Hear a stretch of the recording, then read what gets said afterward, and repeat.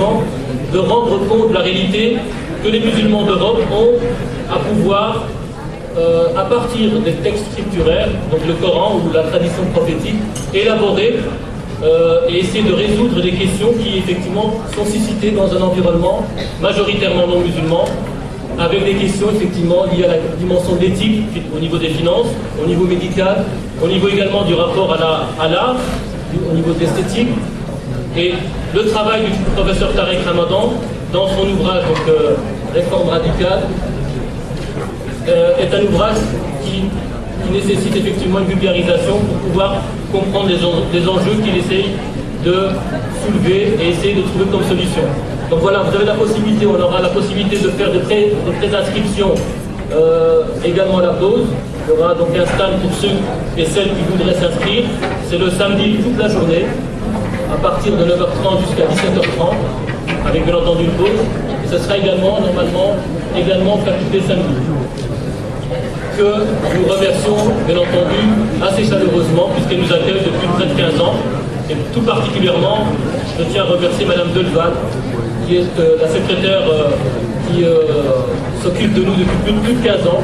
Donc en votre nom et au nom de toute l'équipe d'Européenne Muslim Cœur, je tenais donc à la remercier. Alors sans plus attendre également, j'avais l'intention de vous informer que demain à Charleroi, il y a également une conférence débat entre le professeur Tarek Ramadan et Alain Grèche. Mais j'ai reçu des informations qui me disent qu'il n'y a plus de place. Donc pour ceux qui devaient s'y rendre, normalement il y avait des pré-réservations. Et j'ai eu un responsable, moi, par téléphone, qui m'a dit qu'ils sont déjà à plus de 150 personnes au-delà de la capacité de la salle. Donc effectivement, les événements de Tunisie, des événements en Égypte ont sûrement rassemblé les consciences des uns et des autres. Mais apparemment, il n'y a plus de place pour ceux qui voudraient y aller, sauf les personnes qui ont réservé, bien entendu. Alors le titre de la conférence de demain, c'était « Israël, danger pour la paix mondiale ». Débat entre Alain Grèche et Tarek Ramadan, et également la présentation du livre d'Alain Grèche, qui a écrit dernièrement un ouvrage qui s'intitule vous avez 2 secondes. Donc un ouvrage qui s'intitule « De quoi la Palestine est-elle devenue le nom ?» Donc Alain Grèche, « De quoi la Palestine est-elle le nom ?» Donc demain à Charleroi, mais apparemment il n'y a déjà plus de place. Alors j'attends qu'on me dise si le professeur Tarek Ramadan et Madame Comblet sont arrivés. Je ne sais pas si on peut me signaler si les 2 intervenants sont déjà là. Il semble qu'ils ont du retard tous les 2. Alors il faut que je me... Au-delà de ça, je vais également vous parler de Juste Cause. Vous avez reçu tous un petit dépliant. Vous avez tous reçu ce dépliant, oui ou non? Non? Bon, il y en a quelques-uns ici, c'est ça. Oui.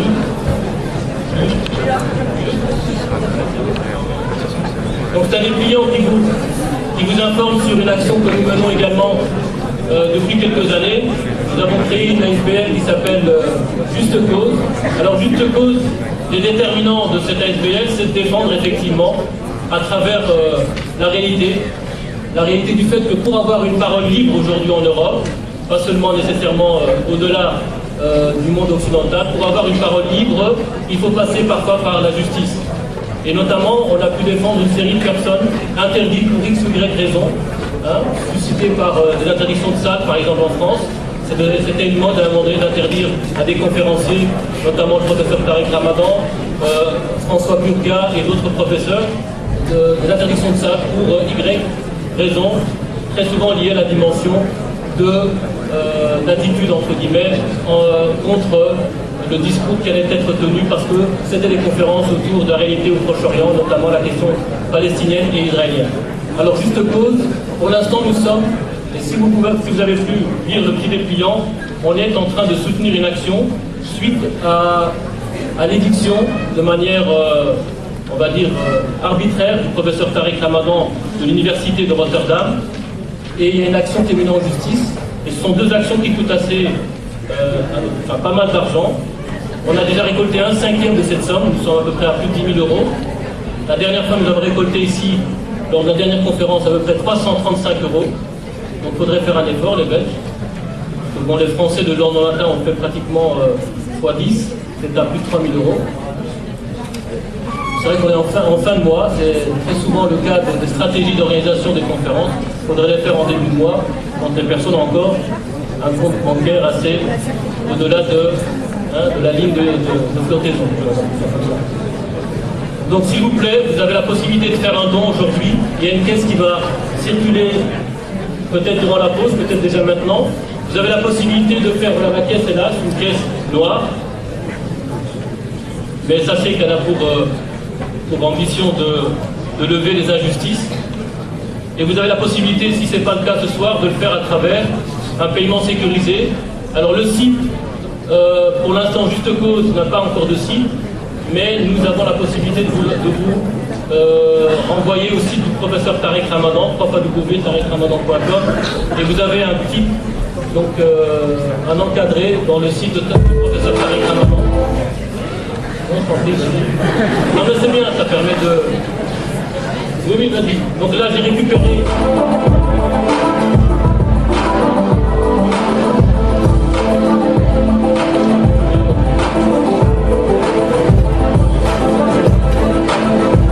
C'est un internaute qui a fait ce petit spot à partir des éléments qu'on lui a donnés. C'est un spot pour le soutien de Juste Cause.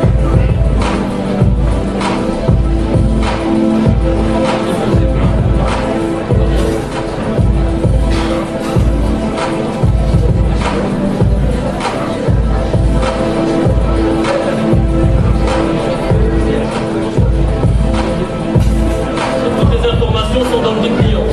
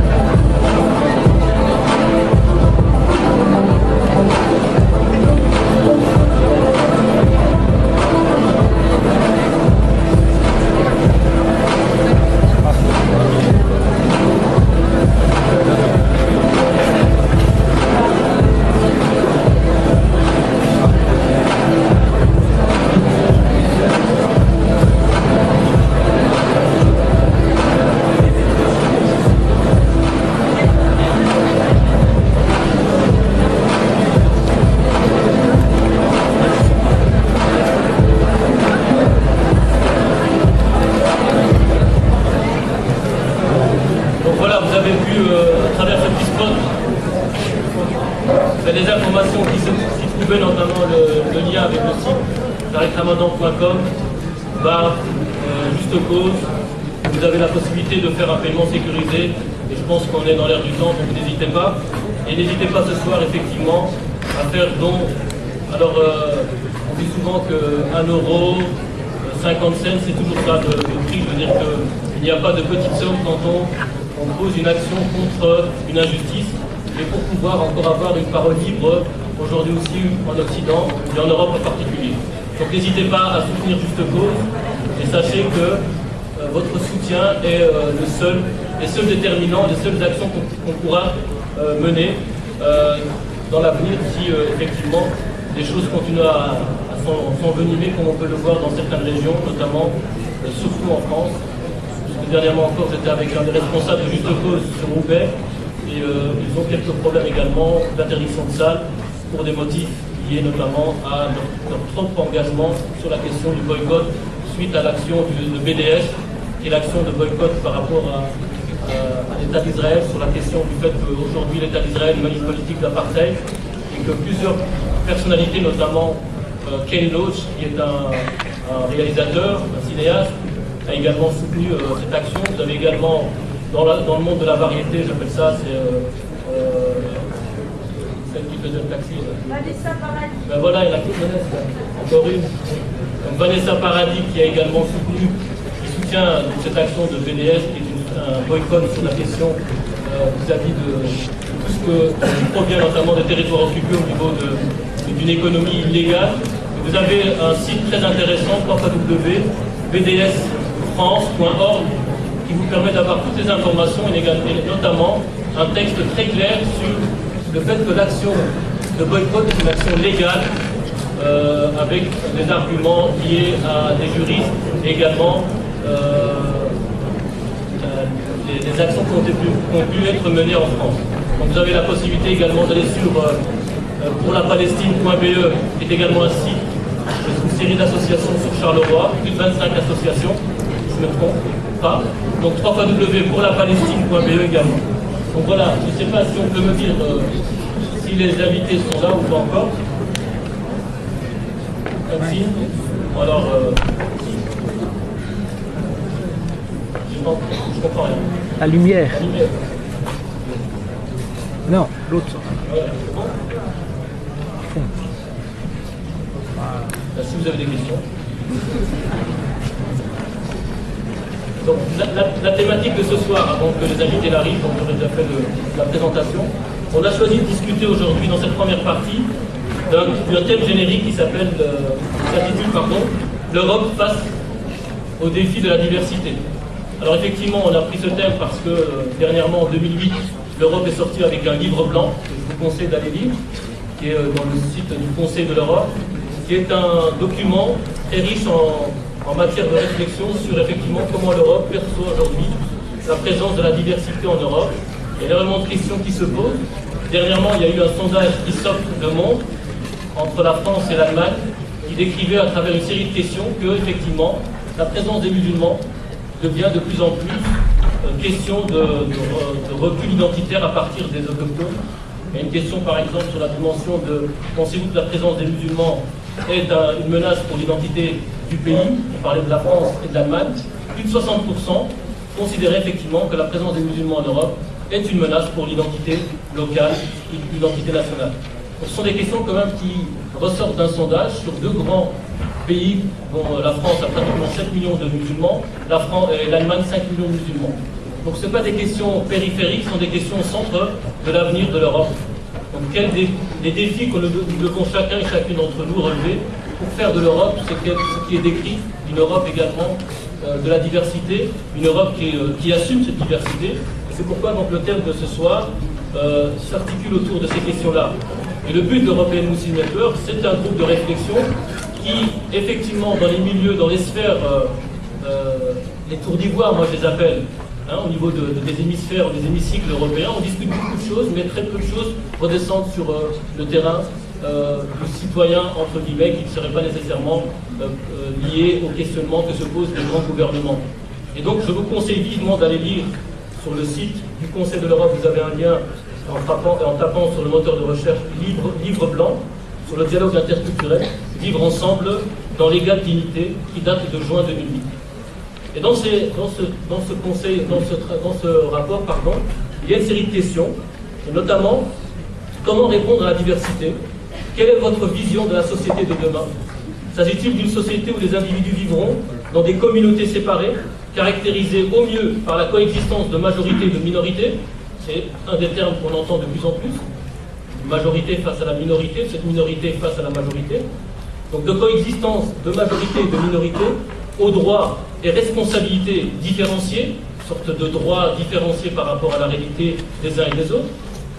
On verra ça avec l'intervention du professeur Fobles sur le rapport des recommandations dégagées par les assises de l'interculturalité, c'est le pourquoi de sa présence, puisque c'est une réalité locale, nationale, d'un pays européen qui effectivement se pose les mêmes questions, la question d'identité. On a vu le discours de Mme Merkel suivi du discours du ministre faisant fonction, c'est ça, depuis 249 jours. On a battu le record, il faut quand même le signaler, d'un pays sans gouvernement, un triste record, puisqu'il était détenu par un Irak. Donc, juste après le discours de Mme Merkel qui pointait du doigt le problème de l'échec de l'intégration et pointait également le fait que l'islam, dans une façon de le dire, était nécessairement un des éléments de cette non-intégration peut-être. Le terme avait suivi en disant effectivement le même constat. Alors, est-ce qu'effectivement on est dans cette coexistence de majorité et de minorité aux droits et responsabilités différenciées, vaguement reliées entre elles par l'ignorance mutuelle et les stéréotypes? Je pense qu'aujourd'hui on n'est pas vaccinés les uns et les autres. que ce soit la minorité vis-à-vis de la majorité ou de la majorité vis-à-vis de la minorité, ou au contraire, nous représentons, nous, une société dynamique et ouverte, exempte de toute discrimination et profitable à tous, qui privilégiera l'intégration de tous les individus, dans le plein respect de leurs droits fondamentaux. Alors le Conseil de l'Europe croit que le respect et la promotion de la diversité culturelle sur la base de valeurs qui sont le fondement de l'organisation sont des conditions essentielles du développement de sociétés fondées sur la solidarité. Alors la démarche interculturelle offre un modèle de gestion de la diversité culturelle. Alors une des conclusions donc, de ce livre blanc, c'est qu'effectivement il faut dégager une culture de l'interculturalité à travers toute une série de sphères, que ce soit au niveau politique, que ce soit au niveau d'éducation, que ce soit au niveau également du secteur privé, que ce soit de manière générale dans la société, dans ces différentes composantes. Il propose une conception reposant sur la dignité humaine. Et ça, c'est un des points fondamentaux sur le rapport à l'autre. On a le souci de l'éthique de l'autre à travers, effectivement, respecter sa dignité, quel qu'il soit. Et les mouvements que vous avez vus à travers le monde arabe, je crois que ce qui est dit en Tunisie, ce qui a été dit en Égypte, ce qui est dit pour l'instant au Bahreïn, ce qui est dit également en Libye et à travers tout le monde arabe, c'est cette question de dignité, de liberté et de justice sociale pour tous. S'il faut construire une identité européenne, celle-ci doit reposer sur des valeurs fondamentales partagées, c'est-à-dire le respect de notre patrimoine commun et de la diversité culturelle, ainsi que le respect de la dignité de chacun et de chacune. Voilà, ça c'était mon texte de présentation. J'espère que les conférenciers sont présents. On me signale que oui. Donc je vous remercie de votre patience. On a pris un petit peu, voire beaucoup de retard. Il est 19h24. Donc je demande à Madame Fobles et au professeur Tarek Ramadan de rejoindre l'estrade. Je vous remercie.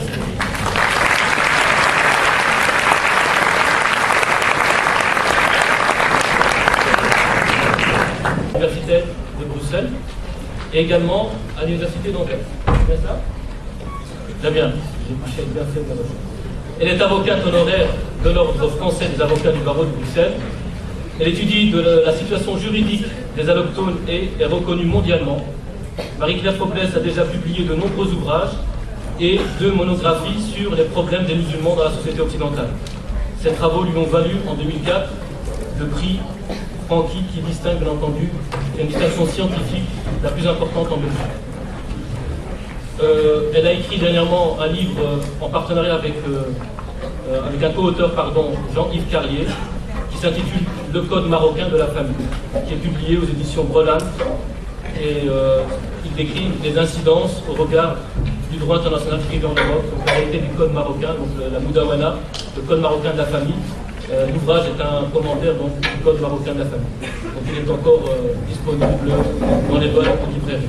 Donc je vous cède tout de suite la parole, en espérant donc, suite au thème qu'on vous a proposé, d'essayer d'intervenir et de veiller à cerner les enjeux que suscite la diversité culturelle en Europe, et plus particulièrement en Belgique, notamment à travers les conclusions dégagées lors des assises de l'interculturalité.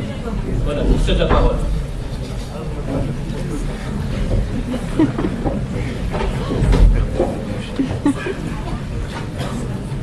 Bonsoir. Inutile de vous dire que je suis honorée, impressionnée et reconnaissante d'être ici ce soir et de pouvoir prendre la parole avant. Tariq avait été, c'est connu, je crois, Tariq, encore il y a 1 an, dans le cadre des travaux du Conseil de l'Europe sur les accommodements raisonnables, et j'en parlerai brièvement encore ce soir. Je crois que mon temps de parole est limité à vous. Je me fais comprendre jusque... Non, pas du tout. Je me fais mieux comprendre.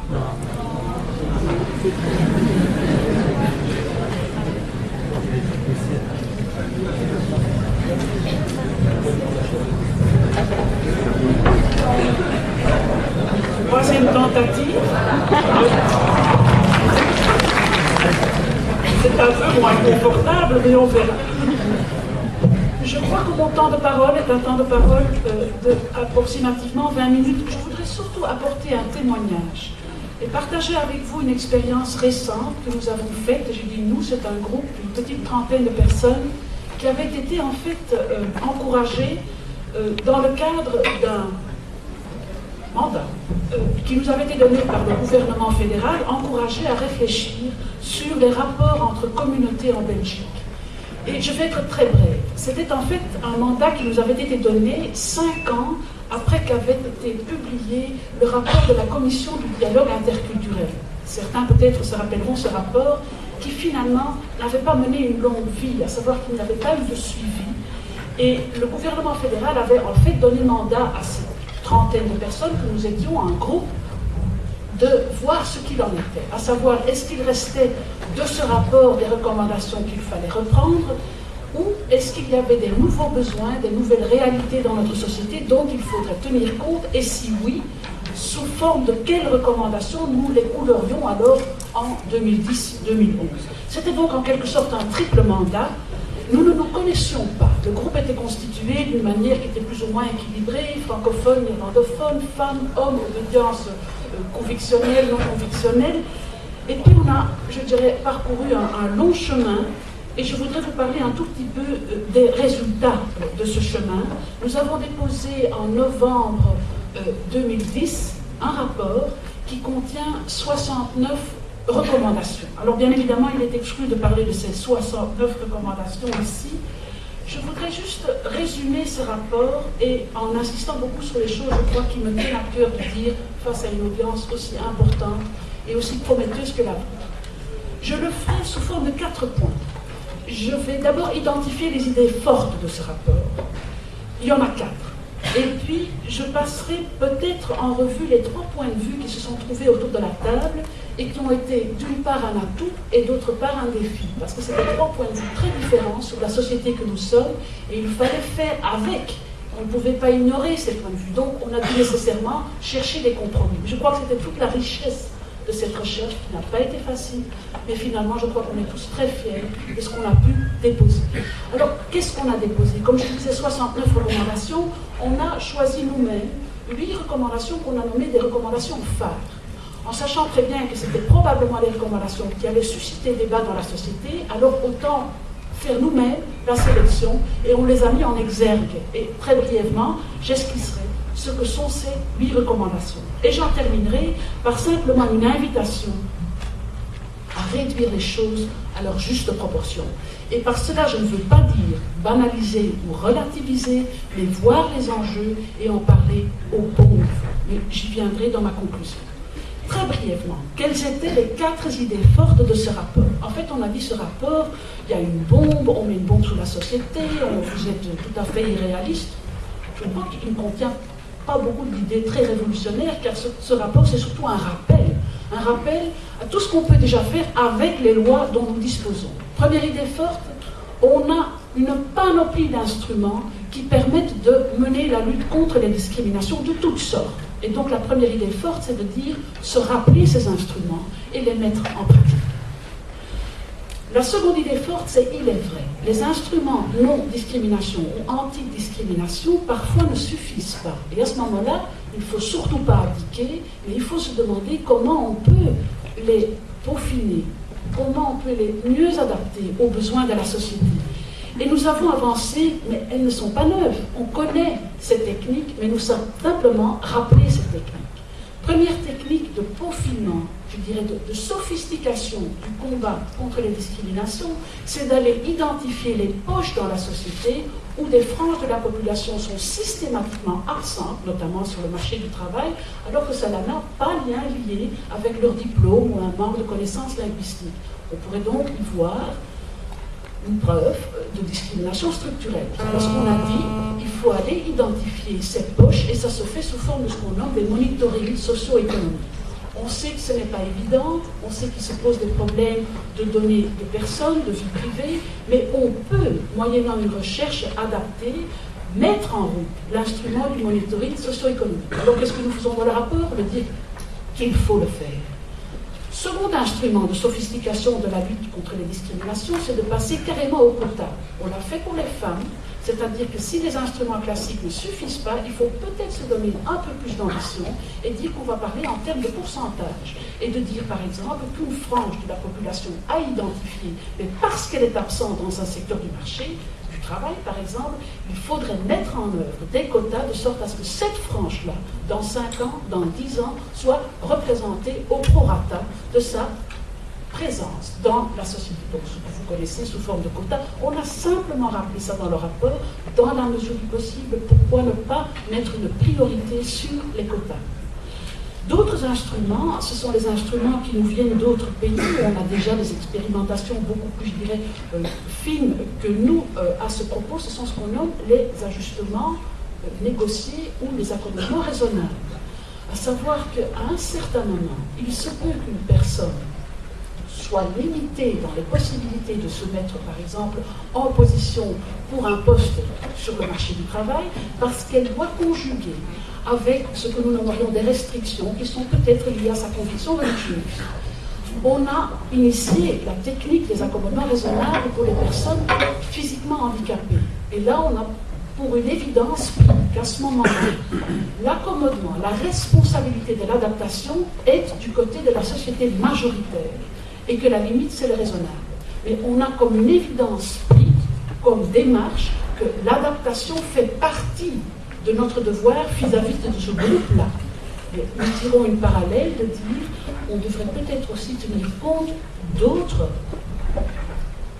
conditions que les personnes vivent pour elles-mêmes comme primordiales dans leur vie parce que liées à leur identité et que la limite sera là aussi le raisonnable. Je donnerai peut-être 2 ou 3 exemples tout de suite. Là aussi, pas nouveau, mais nous avons simplement rappelé que cette technique, elle est là, elle est déjà mise en pratique ici et là, et qu'il faudrait peut-être plus y réfléchir comme un devoir de responsabilité de la part de la majorité vis-à-vis des minorités.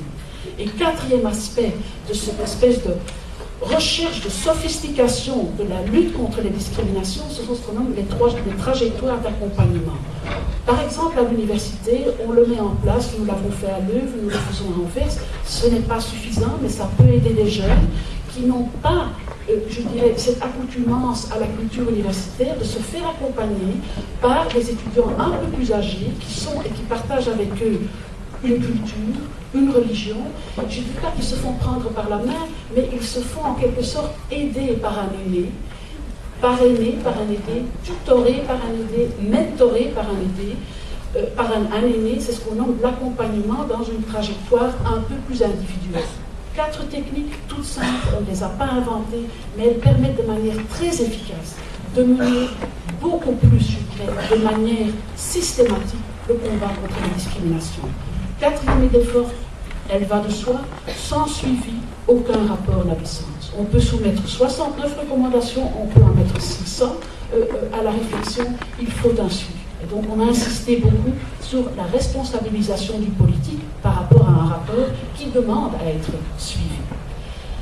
Et 4e idée forte, et je crois qu'elle me tient beaucoup à cœur parce qu'elle a été finalement possible uniquement parce que nous étions nous-mêmes un groupe très diversifié, c'est que si on veut former société, il faut se reconnaître dans nos divergences et dans notre diversité, mais il faut oser aussi pouvoir partager symboliquement des moments, des espaces, des symboles, des étendards. Et nous en avons lancé quelques idées. Une idée, c'est de peut-être revoir notre propre histoire, que dans les peut-être curriculums scolaires, on pourrait être un peu plus sensible pour ce qui concerne la mémoire que nous avons de certaines périodes et que les jeunes issus de minorités ont de la même période, mais le vivant de manière très différente. Revoir notre passé pour mieux s'engager dans l'avenir.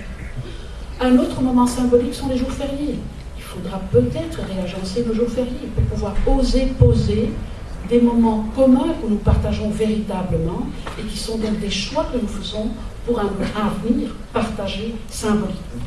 Je crois que c'était les 4 idées fortes. Les 2 premières ne sont pas très nouvelles. La 3e, le suivi, elle est évidente. La 4e, je suis très fière. Je crois que nous devons aller de l'avant en osant poser des gestes symboliques avec lesquels tous nous nous identifions. Mon second point, c'était les 3 positions autour de la table qui ont été très difficiles à, je dirais, se faire trouver.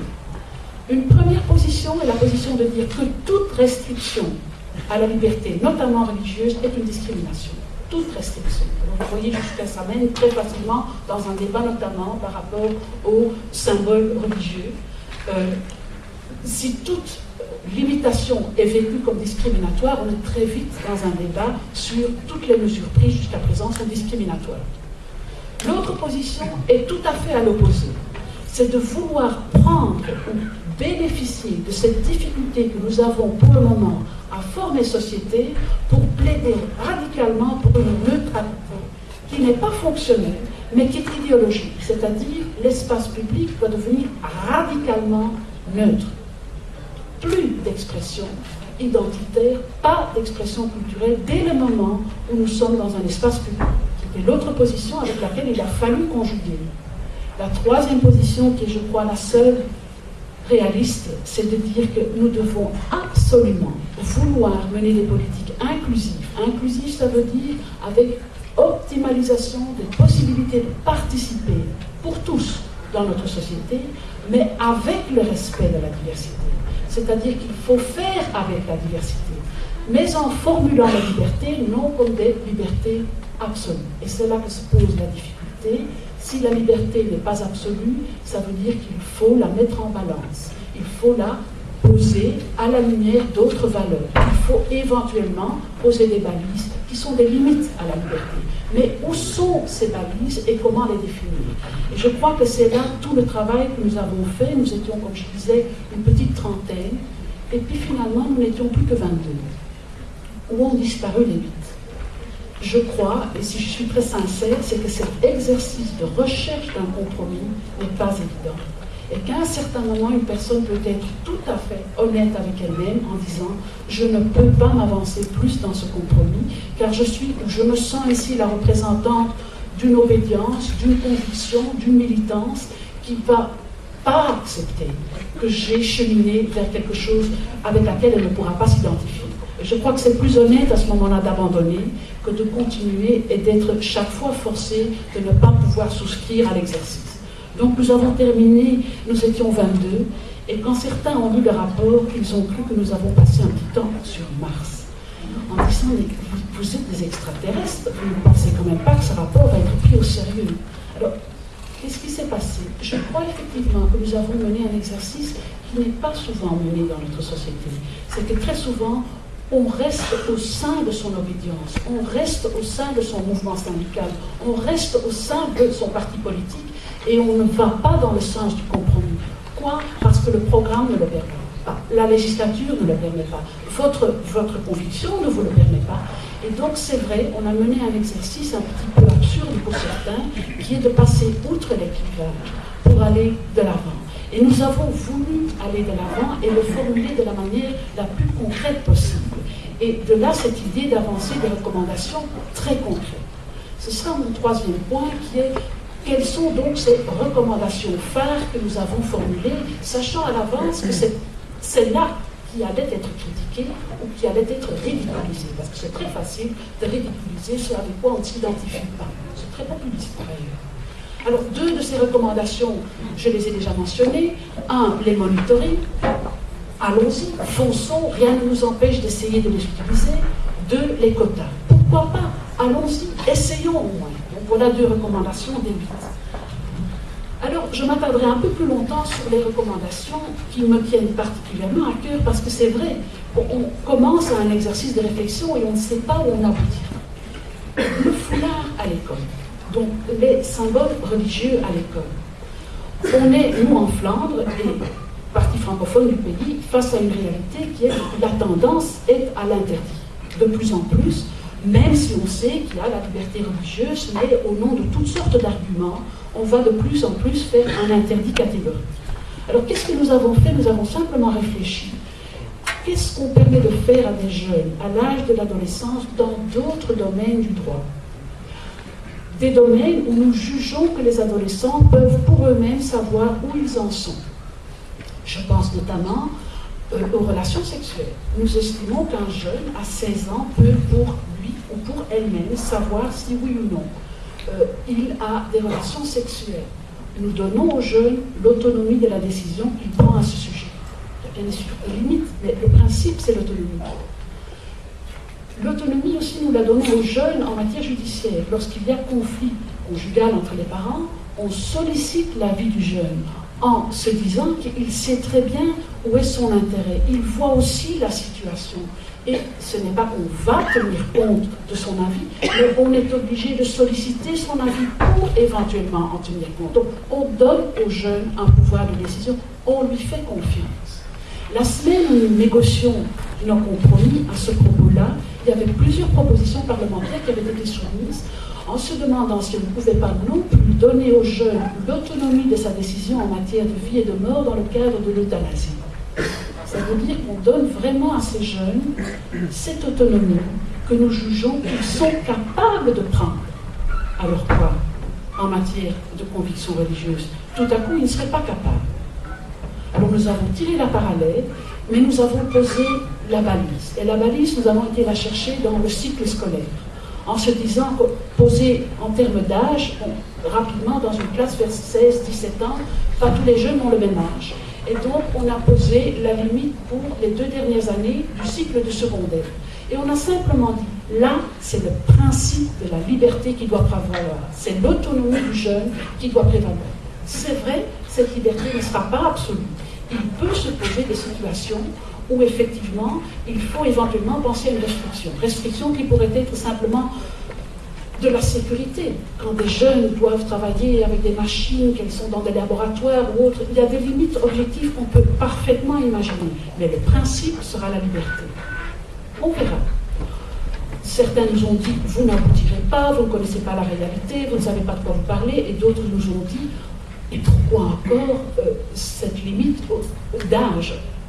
Le département enseignement de la communauté flamande, pour le moment, réfléchit et c'est en fait très très loin déjà engagé dans la piste du principe de la liberté. Si ça devait mener à quelque chose, mon Dieu, que ce serait bien que nous l'ayons au moins tenté sous forme de compromis. Le signe convictionnel pour les fonctionnaires dans le service public. Alors, quelle est la réalité? Je ne peux parler que de la réalité en Flandre pour la connaître mieux que dans la partie francophone du pays, mais je crois que là aussi, la réalité, c'est l'interdit. Que reste-t-il à ce moment-là? Et c'est l'interdit au nom de la neutralité du service public. Alors, c'est faire, je dirais, injustice à notre histoire, car la neutralité du service public, elle est fonctionnelle. À savoir que ce qui importe, c'est que le fonctionnaire rende le même service à tous et ne fasse pas lui-même œuvre de préférence en fonction d'une conviction que l'État n'a pas, mais que lui peut avoir. Il a aussi sa liberté religieuse. Et donc, notre, en fait, raisonnement a été de dire honorer la liberté religieuse du fonctionnaire aussi longtemps que cela ne soit pas au détriment de la neutralité du service qu'il rend.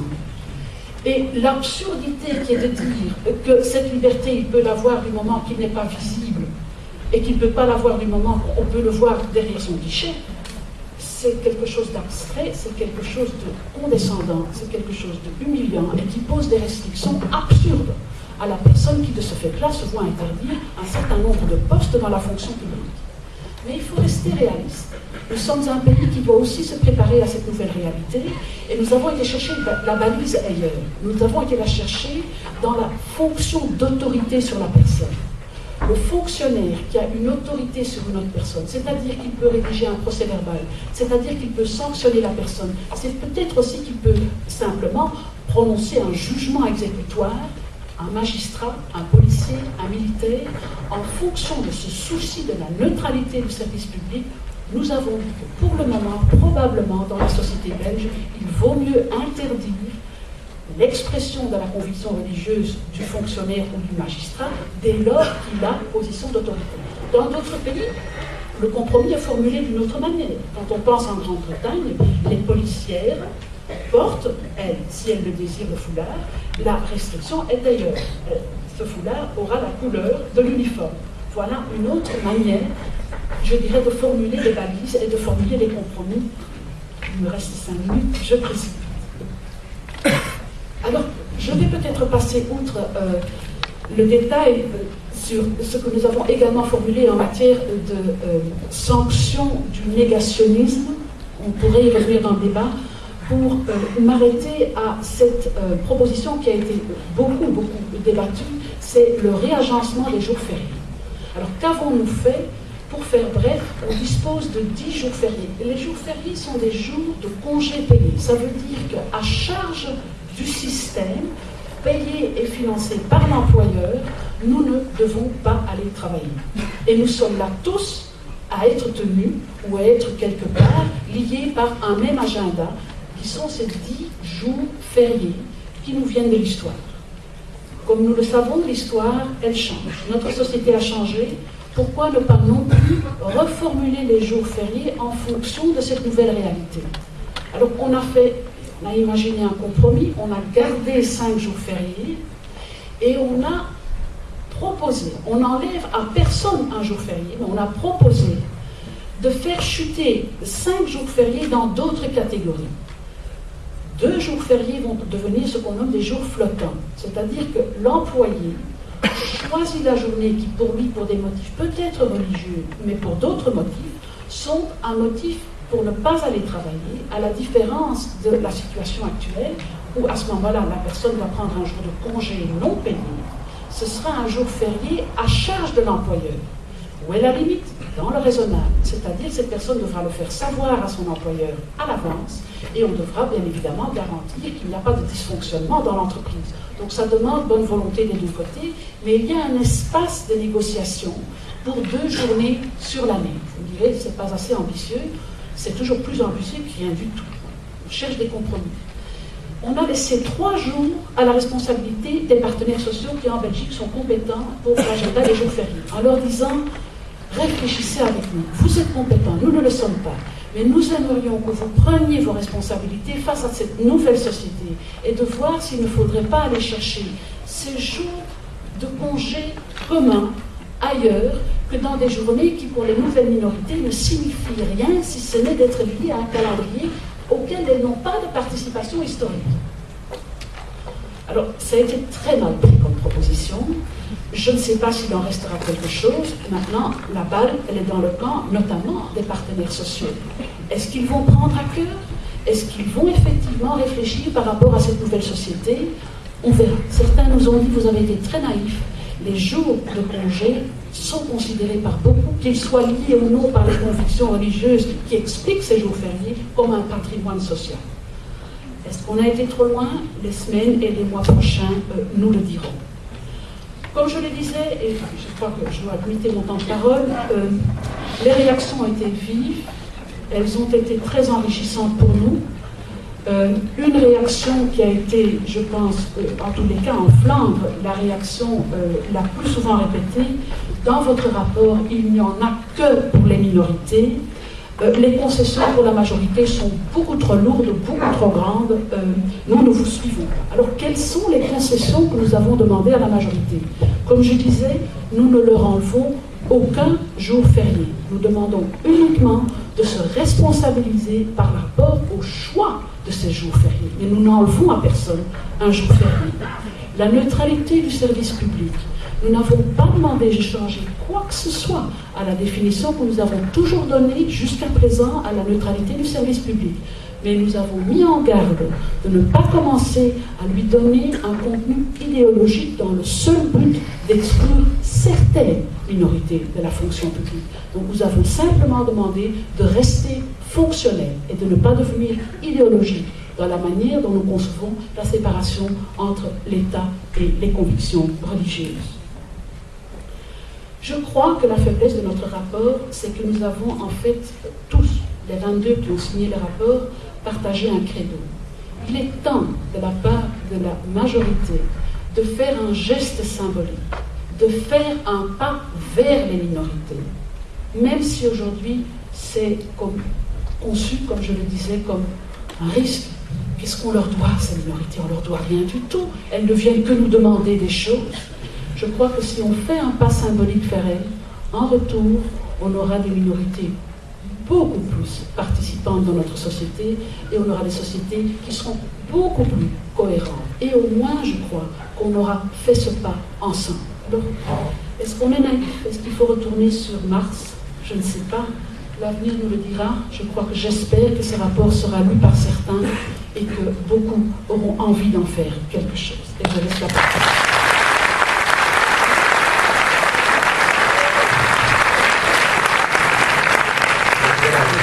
Merci au professeur Félès. Nous passons sans tarder à l'intervention du professeur Tariq Ramadan, que je ne présente plus, si ce n'est en disant peut-être, selon le syndrome ou le trouble exceptionnel chez les journalistes français, petit-fils de pratiquement peut-être,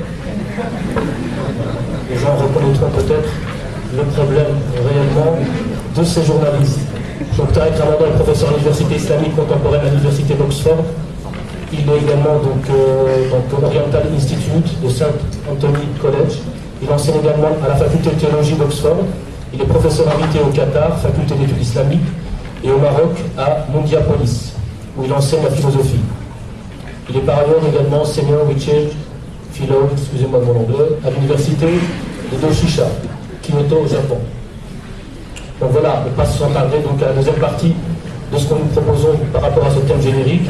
Et nous avons demandé au professeur Tariq Ramadan d'essayer de baliser ou de produire des clés pour essayer de comprendre comment effectivement s'inscrire dans les défis, ou comment relever les défis de cette diversité au niveau européen, de par son expertise, puisqu'il est un peu une sorte de conférencier transnational, trans-européen, puisqu'il dépasse un peu les frontières de tous les pays européens, anglophones, francophones.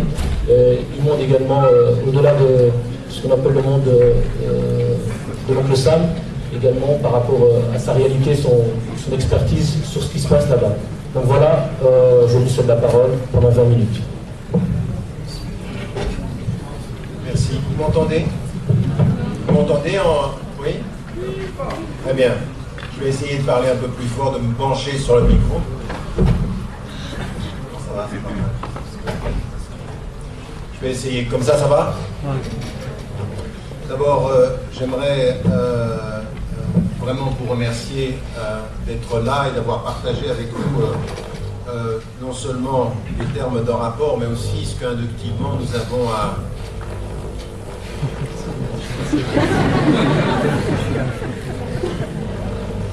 Pas moi.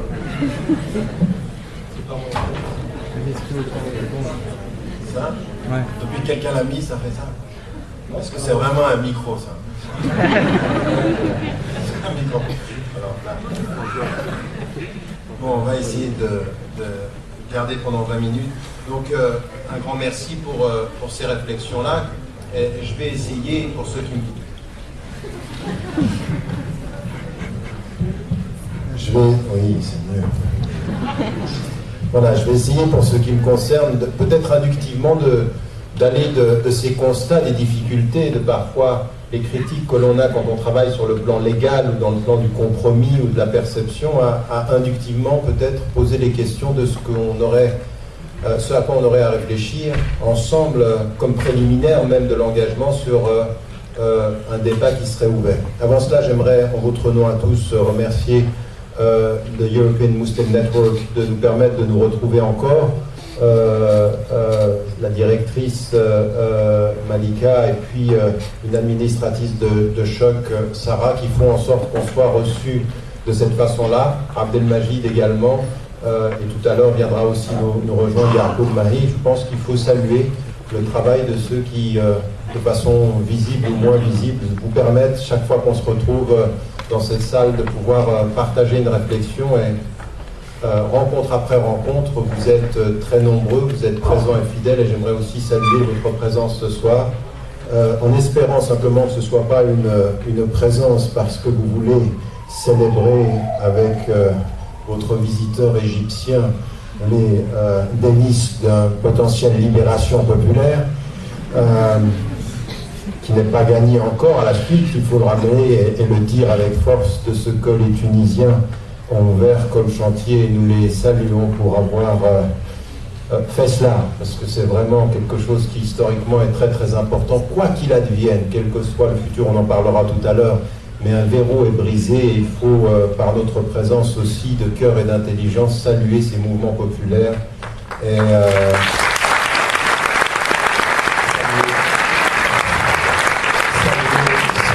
ceux qui les ont mis en branle, les Tunisiens, puis les Égyptiens, et puis on n'aimerait pas que ça s'arrête. Voilà, donc j'y reviendrai tout à l'heure. Donc permettez-moi, en termes d'introduction, pour aller vite, puisqu'effectivement, comme vous avez pu le voir, il y avait tellement de choses à dire qu'en 20 minutes, on est obligé de tenter des synthèses, parfois des raccourcis, et j'espère que dans le débat, on pourra revenir sur certaines des questions. La première des choses, c'est quand on parle de l'Europe face aux défis culturels, de la diversité culturelle, ce qu'il faut qu'on dise comme principe fondamental, ce sur quoi il n'y a pas même à discuter, c'est que la diversité culturelle est un fait européen. C'est-à-dire que l'Europe a changé et que la diversité culturelle.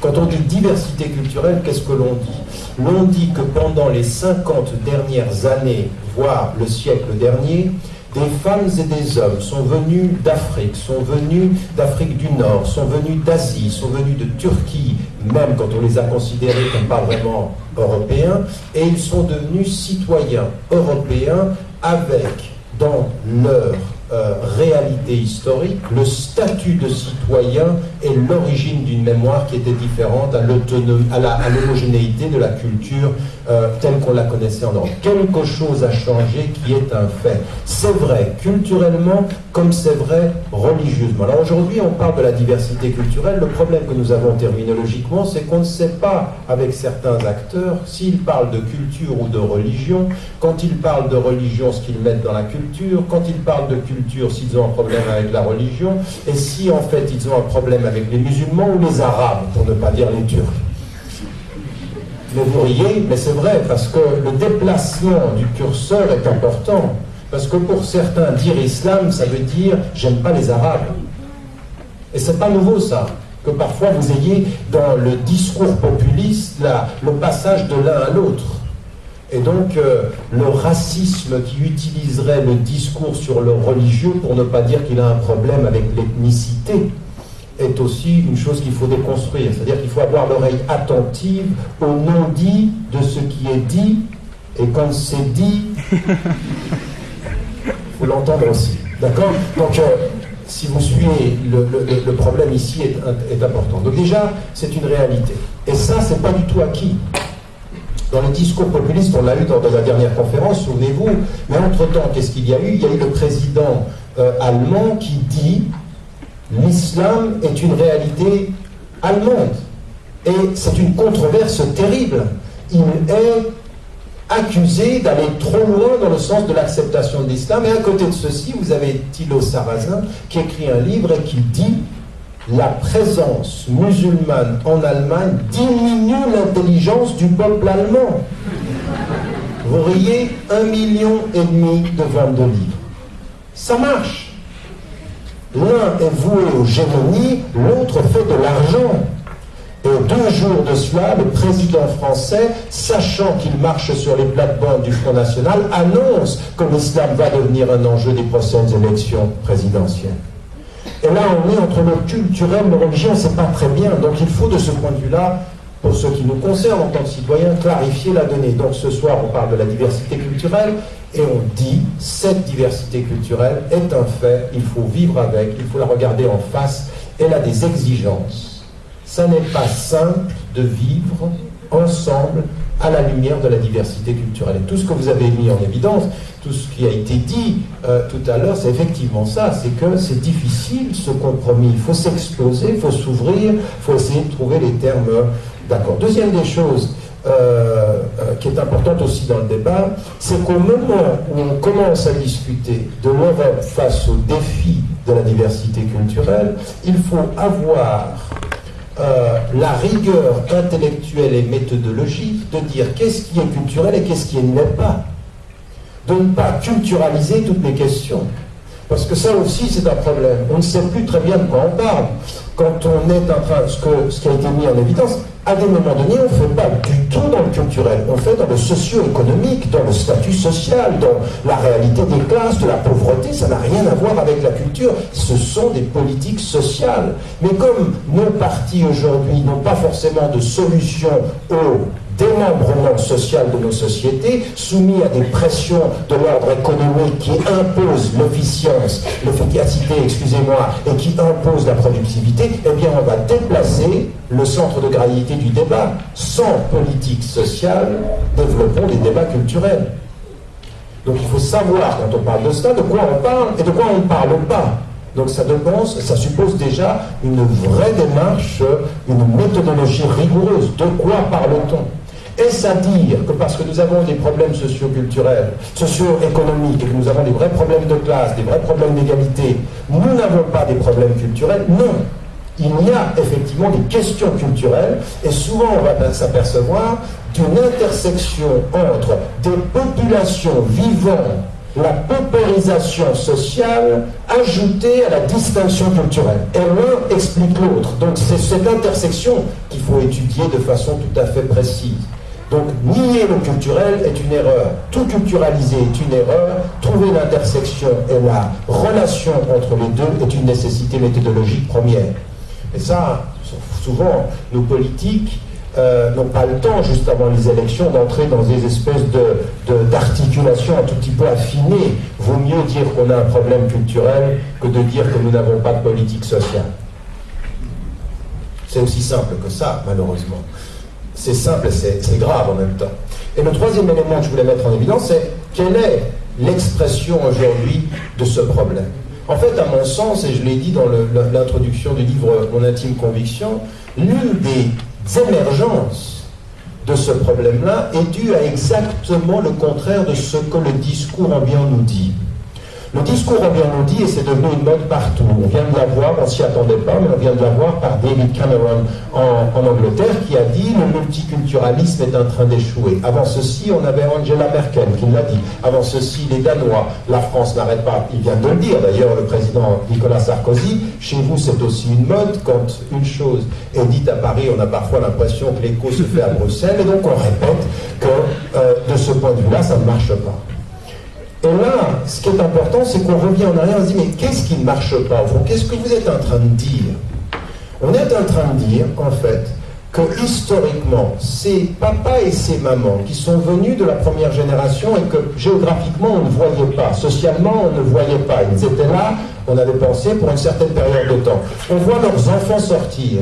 Et quand les enfants sortent du ghetto de l'origine, c'est-à-dire géographique et sociale, et qu'on les voit, tout à coup on a l'impression que cette nouvelle visibilité nous renseigne sur la non-intégration. Mais en fait, c'est le contraire. C'est s'ils étaient encore invisibles qu'il y aurait un vrai problème d'intégration et de ségrégation. Plus ils sont visibles, plus ça veut dire qu'ils sortent. Ça veut dire qu'ils sortent d'un isolement géographique, qu'ils sortent de la non-représentation. Est-ce que ça veut dire qu'on est arrivé? Non. Mais le phénomène de la sortie des ghettos sociaux, des ghettos géographiques, de cette non-visibilité, fait qu'en fait, l'un des problèmes essentiel, c'est le problème de la visibilité. Depuis qu'on les voit, on ne sait plus qui on est. Et on les voit, c'est majoritairement vous. Vous me suivez? Vos couleurs, vos tenues vestimentaires, vous êtes un peu, pour certains d'entre vous, un peu trop du Sud. Et donc, encore une fois, le culturel et le religieux, on va tout mélanger. Donc, la visibilité est le révélateur d'un certain nombre de questions qu'il faut se poser. Alors moi, en amont de toute la discussion qui a été présentée, parce que on a été ensemble dans des commissions, je ne sais pas dans combien de groupes de travail je me suis retrouvé, et souvent je me dis, mais en fait, le fait que nous n'arrivions pas forcément à trouver un accord, c'est pas dans les termes de l'accord, c'est dans la perception, la compréhension de l'ensemble du problème. C'est vraiment en amont qu'il faut poser les vrais problèmes, comme je vous l'ai dit, en matière de terminologie, en matière de compréhension.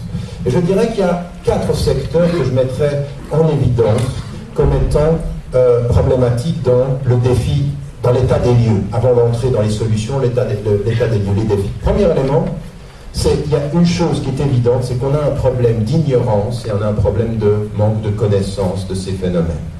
C'est-à-dire de la culture de l'autre, de la culture, mais je dirais même, et c'est ça qui est le plus déterminant, il faudra qu'on s'en rende compte. Vous savez, je l'ai dit et répété à maintes reprises, quand le pape a dit que les racines de l'Europe étaient grecques et chrétiennes, de mon point de vue, quand j'ai écouté ça, je me suis dit, mais en fait, le problème, c'est pas le dialogue de l'Europe avec les autres cultures, c'est le dialogue de l'Europe avec lui-même, avec sa propre culture, ce que vous avez mis en évidence, un manque de connaissance de soi qui fait qu'on s'identifie dans la peur à quelque chose qui n'est pas nous, en fait. On l'a reconstruit. La reconstruction du passé, donc ça tient à une ignorance de soi, à une ignorance de l'autre, et à un problème réel d'éducation, de ce qui est l'école. Vraiment. on n'arrivera pas à relever le défi de la diversité culturelle si on ne se pose pas la question de la connaissance de ce que l'on enseigne à ceux qui doivent porter le projet des sociétés plurielles. Dans le livre L'autre en nous, je développe une philosophie du pluralisme. Je dis que l'un des problèmes majeurs, c'est d'avoir perdu dans nos enseignements 4 dimensions. La connaissance de l'histoire, la connaissance des religions, la connaissance de la philosophie et la connaissance des arts. Les arts comme un élément déterminant de l'imaginaire de soi et de l'autre, l'histoire parce que c'est une nécessité de là où on vient, où l'on va, et puis la dimension fondamentale des philosophies, des questionnements philosophiques et des réponses religieuses que certains peuvent avoir. Et ce n'est pas du tout du catéchisme, c'est de la connaissance fondamentale. Ceux qui confondent enseignement de la religion avec catéchisme, ce sont ceux qui ont peur de n'importe quelle présence du religieux dans la société. Mais qu'ils le veuillent ou non, c'est un fait, elle existe. On n'éradique pas le religieux par un coup de baguette magique rationnelle ou rationaliste. Qui serait d'ailleurs magique et déjà religieux en soi, donc on ne peut pas le faire. Non, parce que certains ont un rapport tout à fait magique à la rationalité. On dit oui, il y a de la religion là-dedans. Enfin bref, je ne vais pas rentrer là-dedans. Donc ça, c'est un premier élément. Deuxième élément qui est déterminant, c'est le racisme. C'est-à-dire que l'un des éléments du défi de la diversité culturelle, et c'est pas nouveau, c'est un racisme qui se traduit sous diverses formes. On l'a connu, on le connaît, on le sait. Le racisme anti-noir est une réalité. Le racisme anti-arabe est une réalité. Le racisme culturel est une réalité. Et donc, ce racisme-là, il existe. Et il ne faut pas éviter de regarder les choses en face. Des racistes existent. Et encore une fois, quand je dis ceci, je le dis dans la responsabilité partagée, parce que les racistes ne sont pas forcément que blancs. Il y a des racistes arabes, il y a des racistes turcs, il y a des racistes asiatiques, enfin, il y a des racistes de toutes les couleurs. Donc le racisme existe. Troisième élément qui est important, ce sont les discriminations, ce que vous avez mis en évidence et qui est vrai sur différents domaines. Nous avons affaire, la diversité culturelle, c'est aussi de faire face. Quand on a des citoyens qui ont un même statut, mais des discriminations qui sont liées à autre chose que leur statut, ça peut être sur la couleur, ça peut être sur le genre, ça peut être entre femmes ou hommes, ça peut être entre... Tout ça existe. Et les discriminations, c'est la conséquence d'un racisme qui peut être structurel. Oui, quand la discrimination existe, c'est aussi qu'on a intégré des paramètres. Raison pour laquelle, mais c'est tellement vrai. Mais quand vous faites un pas en arrière, et vous vous dites, vous vous rendez compte, qu'est-ce que nous dit d'elle-même une société qui vous dit que quand vous envoyez un CV, il ne faut pas mettre votre nom? Qu'est-ce qu'elle dit d'elle-même, cette société? D'abord, elle dit qu'elle a affaire à des êtres humains. Et que les êtres humains, quand ils voient un nom, Abdallah, comme en Égypte, quand quelqu'un en Égypte voit et a vu, je l'ai vu de mes propres yeux, je l'ai entendu dans ma famille, quelqu'un me dire, moi quand je vois sur le nom Christian, c'est Christian. Non, je dis ceci parce qu'il faut être capable d'être critique par rapport à soi. Nous sommes tous potentiellement capables de ça, de voir les nôtres avant les autres. Donc ça c'est un troisième élément, la discrimination. Le quatrième élément, j'ai 3 minutes, hein, c'est juste. Ouais. Qu'est-ce que je disais? Le quatrième élément, donc, 1, l'ignorance, l'éducation, 2, le racisme, et qui peut être structurel, la discrimination, et le quatrième élément, c'est la représentation. Ce que je voulais dire, la visibilité dans la rue fait peur, mais le manque de représentation dans différentes sphères entretient justement la non-représentation de la réalité sociale. Regardez-vous dans cette salle, et regardez dans différents domaines, la télévision, vos journalistes, ceux qui présentent, l'absence de la diversité culturelle dans les espaces de représentation populaire, les médias de représentation, ça, et même parmi les enseignants. Vous allez voir que dans beaucoup d'écoles colorées, les enseignements le sont beaucoup moins.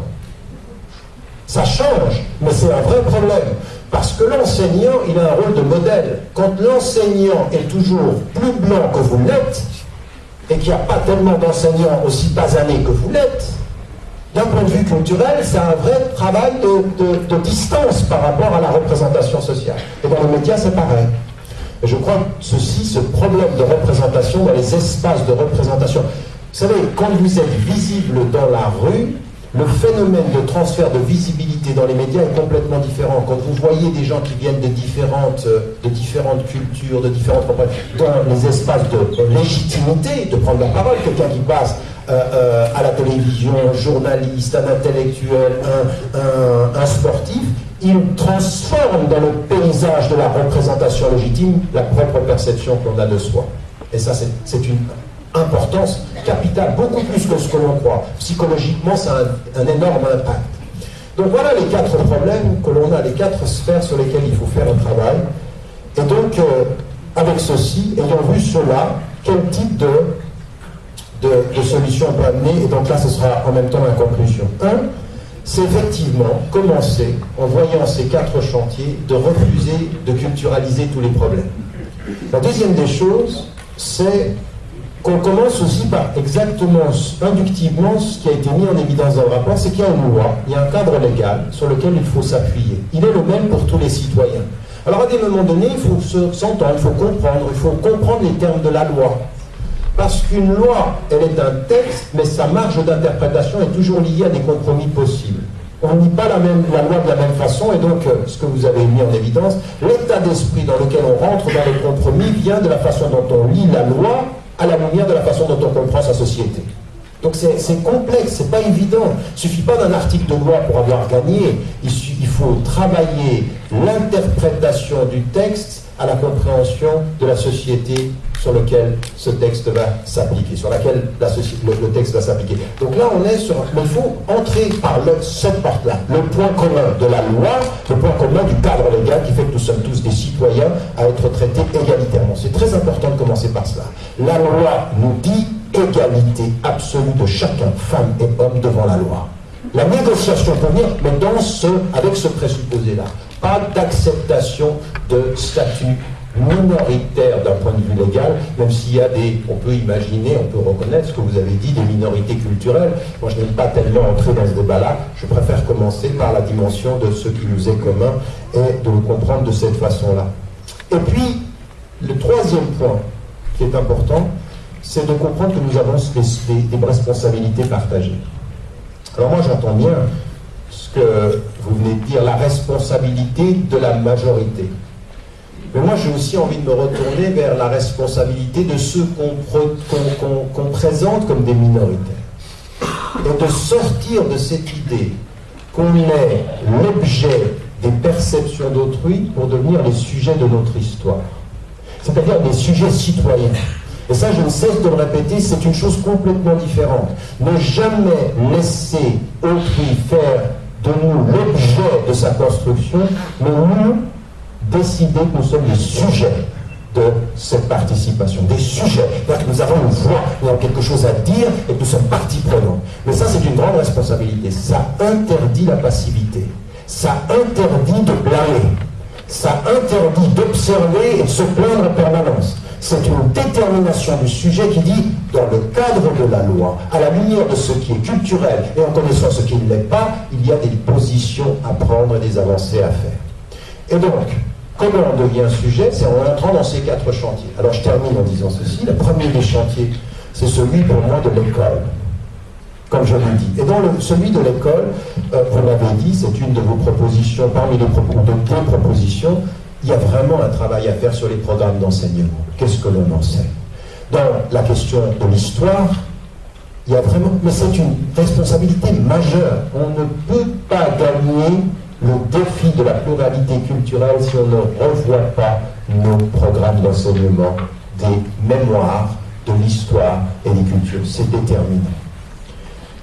Pour plusieurs raisons, pas simplement pour dire des bonnes choses sur les Arabes d'Afrique, mais même pour soi, pour l'Europe, pour savoir d'où l'on vient, cette espèce d'amnésie sélective qui a construit une Europe autour d'une homogénéité culturelle qui n'a jamais existé que quand de mauvais livres, des livres sélectifs, arbitraires, qui ont décidé nous sommes cela par opposition au sud de la Méditerranée. C'est faux, ça n'a jamais été une réalité historique. Il faut que ceci, nous y travaillions. Il faut avoir du courage pour ça. Et il faut avoir du temps et de la connaissance. Donc le programme, la question de la pensée. Le deuxième élément aussi qui est important, c'est dans notre éducation, c'est l'égalité. l'égalité dans les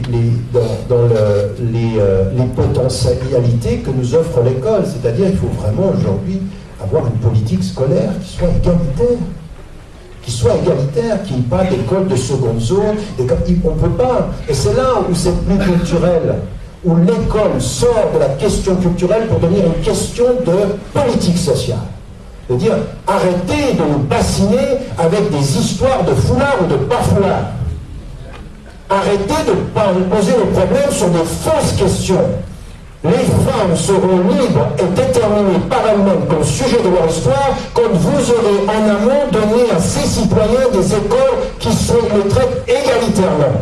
L'égalité produira la neutralité. Mais parler de la neutralité pour parler d'égalité, c'est de la mauvaise politique. C'est de la politique politicienne. C'est gagner les prochaines élections et perdre la prochaine génération.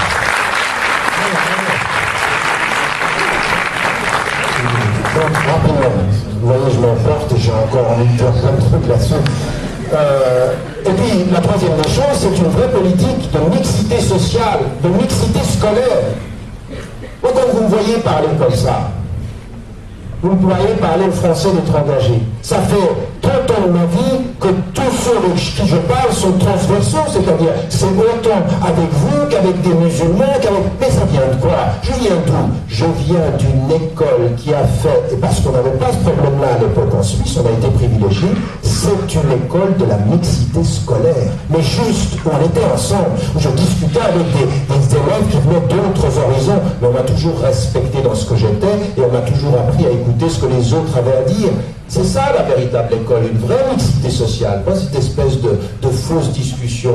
On est en train de... Mais en même temps, c'est pas un problème uniquement pour les minorités culturelles, c'est un problème pour toute la société belge, pour toutes les sociétés européennes.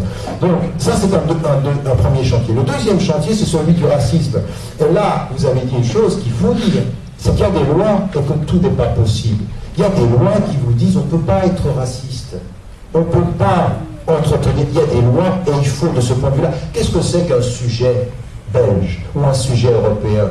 C'est quelqu'un, quand on le traite de façon raciste, il met entre lui et le raciste la loi qui dira l'égalité, dira je te laisserai pas faire. Mais pas simplement pour moi, c'est pas une question qui me touche moi personnellement. Si tu es un raciste, t'es pas dangereux pour moi, tu es dangereux pour nous tous.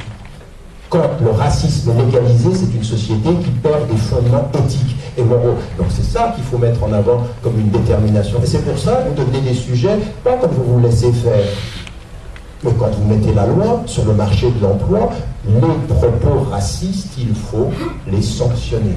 Les attitudes racistes, il ne faut pas les laisser se propager. Et dire avec force, comme sujet européen, qu'il n'y a pas de hiérarchie entre les racismes. Il n'y a pas l'antisémitisme d'un côté et tous les autres racismes qui seraient... Non, l'antisémitisme est inacceptable, le racisme contre les Noirs est inacceptable, le racisme contre les Arabes c'est inacceptable, le racisme contre les musulmans c'est inacceptable. C'est tout la même chose. Le racisme par définition est inacceptable et nous ne voulons pas de hiérarchie. Ces espèces de jeux sur qui est plus raciste et qu'est-ce qui est plus grave, il n'y a pas de plus grave, c'est grave, point. C'est grave, point. Mais ça, c'est aussi Mais encore une fois, on a ce qu'on mérite. Parce qu'il y en a qui rentrent dans la logique de hiérarchiser ou d'accepter plus facilement. Il y en a même qui sont en train d'oublier qu'il y a du racisme contre les Noirs dans nos sociétés. Que c'est encore pas facile d'être un Noir qui cherche de l'emploi, musulman ou pas. Simplement, Noir, et quand tu as des cumuls, quand tu es Noir, musulmane, oh là là, oublie. Peut-être maintenant, quand tu es arabe, tu n'as même pas besoin de commencer à y penser. Donc, je termine vraiment. Donc, il faut là aussi, la question du racisme est de pouvoir s'y engager.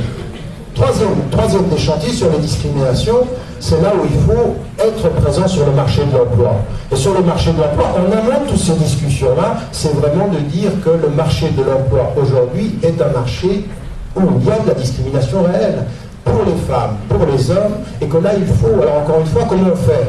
C'est une vraie question. Vous savez, moi, pendant longtemps, je me suis dit, l'affirmative action, les quotas, comme on en parle, c'est problématique. Et puis j'ai été convaincu par certaines thèses en disant, mais On ne va pas y arriver comme ça si on n'entre pas dans ce débat-là, de vraiment pousser certaines représentations, parce que si on veut de la représentation sur le marché de l'emploi, il faut pousser. Donc je suis pour la cessation de la discrimination négative. Ça c'est certain. Mais comment fait-on pour pousser la représentation de certaines minorités culturelles? Il faut qu'on y réfléchisse, et je pense que la question parfois de quotas, de pousser les gens à prendre leurs responsabilités, est une chose qu'il faut travailler. La discrimination à l'habitat, ça c'est des politiques sociales. La non-ségrégation sociale est aussi importante, et là de ce point de vue-là, il faut s'y engager aussi. Dernier chantier, c'est le chantier des perceptions. Et dans le chantier des perceptions, oui, dans le chantier des perceptions, ce que je voulais dire, c'est qu'il y a des domaines où il y a des choses qui ont été gagnées. Dans le domaine culturel, dans le domaine sportif, il y a des représentations. Mais vous voyez, c'est à la fois intéressant et problématique. Parce que ça donne quand même l'impression, sur le plan de la représentation sociale, que finalement, les Arabes, les Noirs, ils sont bons à chanter et à courir après un ballon. N'auriez pas des représentations comme ceci dans l'artistique et le pas sérieux, quoi, le divertissant. Oui, vous faites gagner une autre équipe de foot et vous chantez bien, parce qu'on sait de toute façon les Noirs par définition, les Arabes courent longtemps, les Noirs dansent bien, et tous ensemble dans mais gardez bien ça en mémoire, des représentations restent. Il faut maintenant une représentation sur le plan intellectuel, sur le plan journalistique, sur le plan de l'enseignement. Il faut que cette visibilité soit de plus en plus là. Des Belges, des Européens d'origine de toutes les cultures qui soient présents et qui prennent la parole, qu'il soit une parole intellectuelle, qu'il soit une parole enseignante, académique, tout ça. Alors, les bonnes nouvelles, c'est que pendant les 20 dernières années, les choses avancent. On nous sommes loin du compte, mais les choses avancent. Et que ça tient à vous. Ce que vous êtes en train de faire et que vous réalisez. Et il faut vous rendre compte que parfois la peur que vous produisez est un des signes des succès que vous engrangez.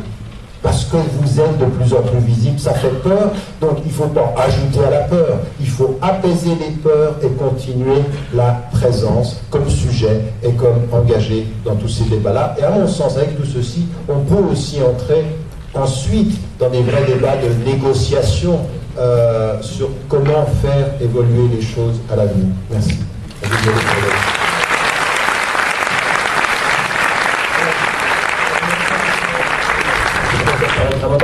On a largement dépassé le temps. Alors je vous propose la chose suivante, c'est de laisser quand même un échange avec la salle, de prendre quelques questions, de laisser aux deux intervenants de voir quelle est la possibilité de regrouper toute une série de questions et de répondre d'un seul coup. On est d'accord? Même si vous n'êtes pas d'accord. Bonsoir, alors déjà bravo pour vos discours, je suis tout à fait d'accord. Maintenant, il y a juste une chose que je voulais dire, c'est que effectivement, c'est à nous maintenant de nous bouger et de faire en sorte qu'on soit représenté. Le problème, c'est que c'est toujours les mêmes qui ont les clés. C'est-à-dire, je vais vous donner un exemple tout bête. Ma petite sœur a fait les études qu'il fallait pour être enseignante en France. Oui, je vais faire court, vous inquiétez pas. Ma petite sœur a fait les études qu'il fallait et manque de bol, à l'écrit elle a réussi, à l'oral ça s'est très bien passé, mais il y a une des personnes du jury qui l'a saquée juste parce qu'elle était d'origine maghrébine, elle n'a pas pu accéder au poste d'enseignante. Et vraiment, elle avait tout de son côté. Dans le domaine artistique, c'est exactement la même chose. Je suis comédienne et humoriste et c'est toujours la même chose. Au moment où on gagne des concours, on a tout de notre côté, tout fonctionne très bien, le public est là, mais arrivé à la finale, c'est toujours les mêmes qui décident.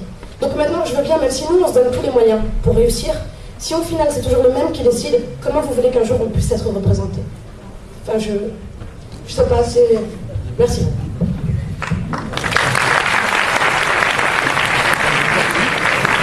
Cette question-là,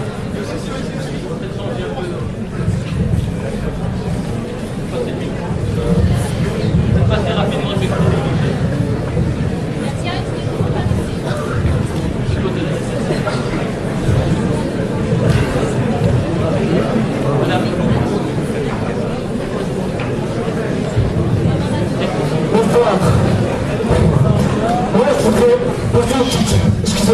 poser une petite question. C'est au sujet d'art. Moi, j'ai remarqué une chose dans les événements. Ah, j'ai remarqué quelque chose dans les événements. Quand il y a des salles de concert avec des artistes, avec des profs de Jacques, on donne des... excuse-moi. On donne vraiment des salles de luxe. Excuse-moi. C'est bon comme ça? Laissez-le l'avenir. Voilà. Ce qui me fait mal au cœur, c'est que quand il y a des concerts, des événements avec des gens connus, on leur donne la chance. Mais quand c'est des maghrébins ou des trucs comme ça, on leur donne des petites salles, que ce soit à l'arrière, vraiment endommagées. Et c'est ça qui est triste. Je vais vous dire une chose, on a tous les mêmes valeurs.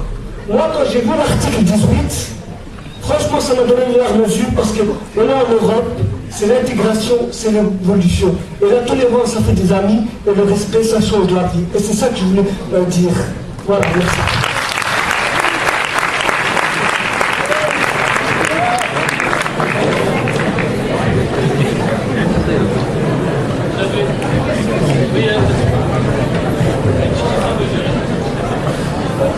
Rapidement, s'il vous plaît.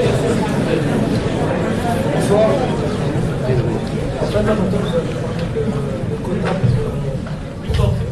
Attendez, vous avez parlé de quotas pour intégrer les personnes dans le monde du travail. Je ne sais pas si c'est un peu vicieux d'intégrer les quotas de cette manière, parce qu'en ce sens-là, on donne priorité non pas aux compétences de chacun, mais plutôt à leur proportion dans la société. Est-ce que vous ne pensez pas que c'est un peu vicieux ça? Très bien. On va laisser également la parole à monsieur. Le micro est en train de remonter. Bien, merci. Merci tout d'abord aux orateurs pour cet exposé brillant. J'avais une question pour Mme Fablesse, sur laquelle le professeur Rabadan peut rebondir. Vous avez parlé tout à l'heure, c'était intéressant, mais vous n'avez pas eu le temps de développer davantage. Mais je pense qu'on vient encore du problème d'imaginer, de créer des symboles communs auxquels les personnes de toutes origines diverses pourraient se retrouver. Alors, est-ce que vous avez quelques exemples à donner, petit 1, et petit 2, est-ce que pour vous, ces symboles auraient forcément une connotation religieuse ou pas? Et les symboles que vous avez créés comme exemple, est-ce que le professeur Ramadan pourrait s'y retrouver? Merci. Très bien. Très précis. Question ici devant. Et devant. On va passer là. La parité. Bonsoir. Moi, je travaille pour l'emploi. Donc, il y a un bureau de discrimination dans chaque commune, dans le bureau de l'emploi. Pour moi, ce sont des façades, c'est-à-dire que les gens viennent se plaindre pour certaines discriminations, que ce soit, que ce soit pas pour leur origine, leur âge, ou voilà. Et on nous donne donc des beaux bureaux, une place. Donc, je veux dire, politiquement, on dit voilà, il y a des bureaux de discrimination, il y a des accompagnements pour les jeunes, il y a ci et ça. Mais nous n'avons pas d'outils. On les conseille, on leur dit voilà, il y a des lois, il y a plein de choses qui existent, qui sont mises sur place. Mais bon, ces gens-là sont déjà fragilisés, sont sans emploi, ils ont besoin de payer un avocat ou un suivi juridique. Donc tout ça est mis sur place, c'est beau, c'est bien beau, mais ils n'ont pas accès. Ils n'arrivent pas vraiment à se défendre. Ou alors, comment prouver la discrimination? Comment prouver que l'employeur nous a viré parce que notre lettre ne le revenait pas? Ou le nouveau patron ou responsable qui, arrivant, n'aime pas la tête de madame Untel, ou monsieur Untel, ou le poids d'Untel, ou l'âge d'Untel. Donc, comment prouver qu'on nous a discriminés à ce niveau-là?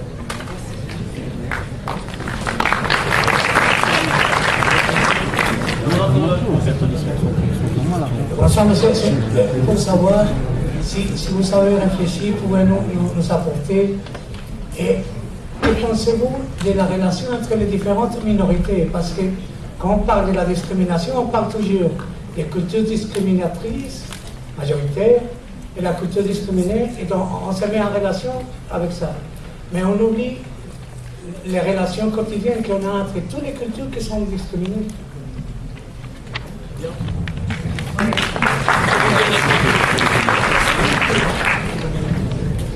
Donc voilà, j'aimerais surtout répondre à une question concernant les personnes à mobilité réduite. Quand une personne à mobilité réduite termine sa scolarité à 21 ans, Je trouve qu'il y a pas mal de possibilités pour les personnes normaux qui n'ont aucun handicap. Ils se plaignent donc comme quoi, voilà, quand ils sont engagés dans un endroit, ils se plaignent comme quoi ils sont très mal payés. Ils souhaiteraient avoir plus, mais une personne à moitié réduite qui postule depuis sa scolarité dans une entreprise de travail adaptée, parce que selon ses capacités, quand il s'intègre dans une entreprise de travail adaptée, que doit-il faire? Depuis sa scolarité, il postule, malgré qu'il termine ses études, et il ne trouve pas de place encore pour l'instant. J'ai 24 ans, ça fait 5 ans que je termine mes études, je n'ai pas trouvé de place. Et une personne normale qui n'a aucun handicap, qui a pas mal de possibilités, se plaint. J'aimerais savoir comment se fait-il. Je vous remercie. Donc voilà, on va terminer cette question.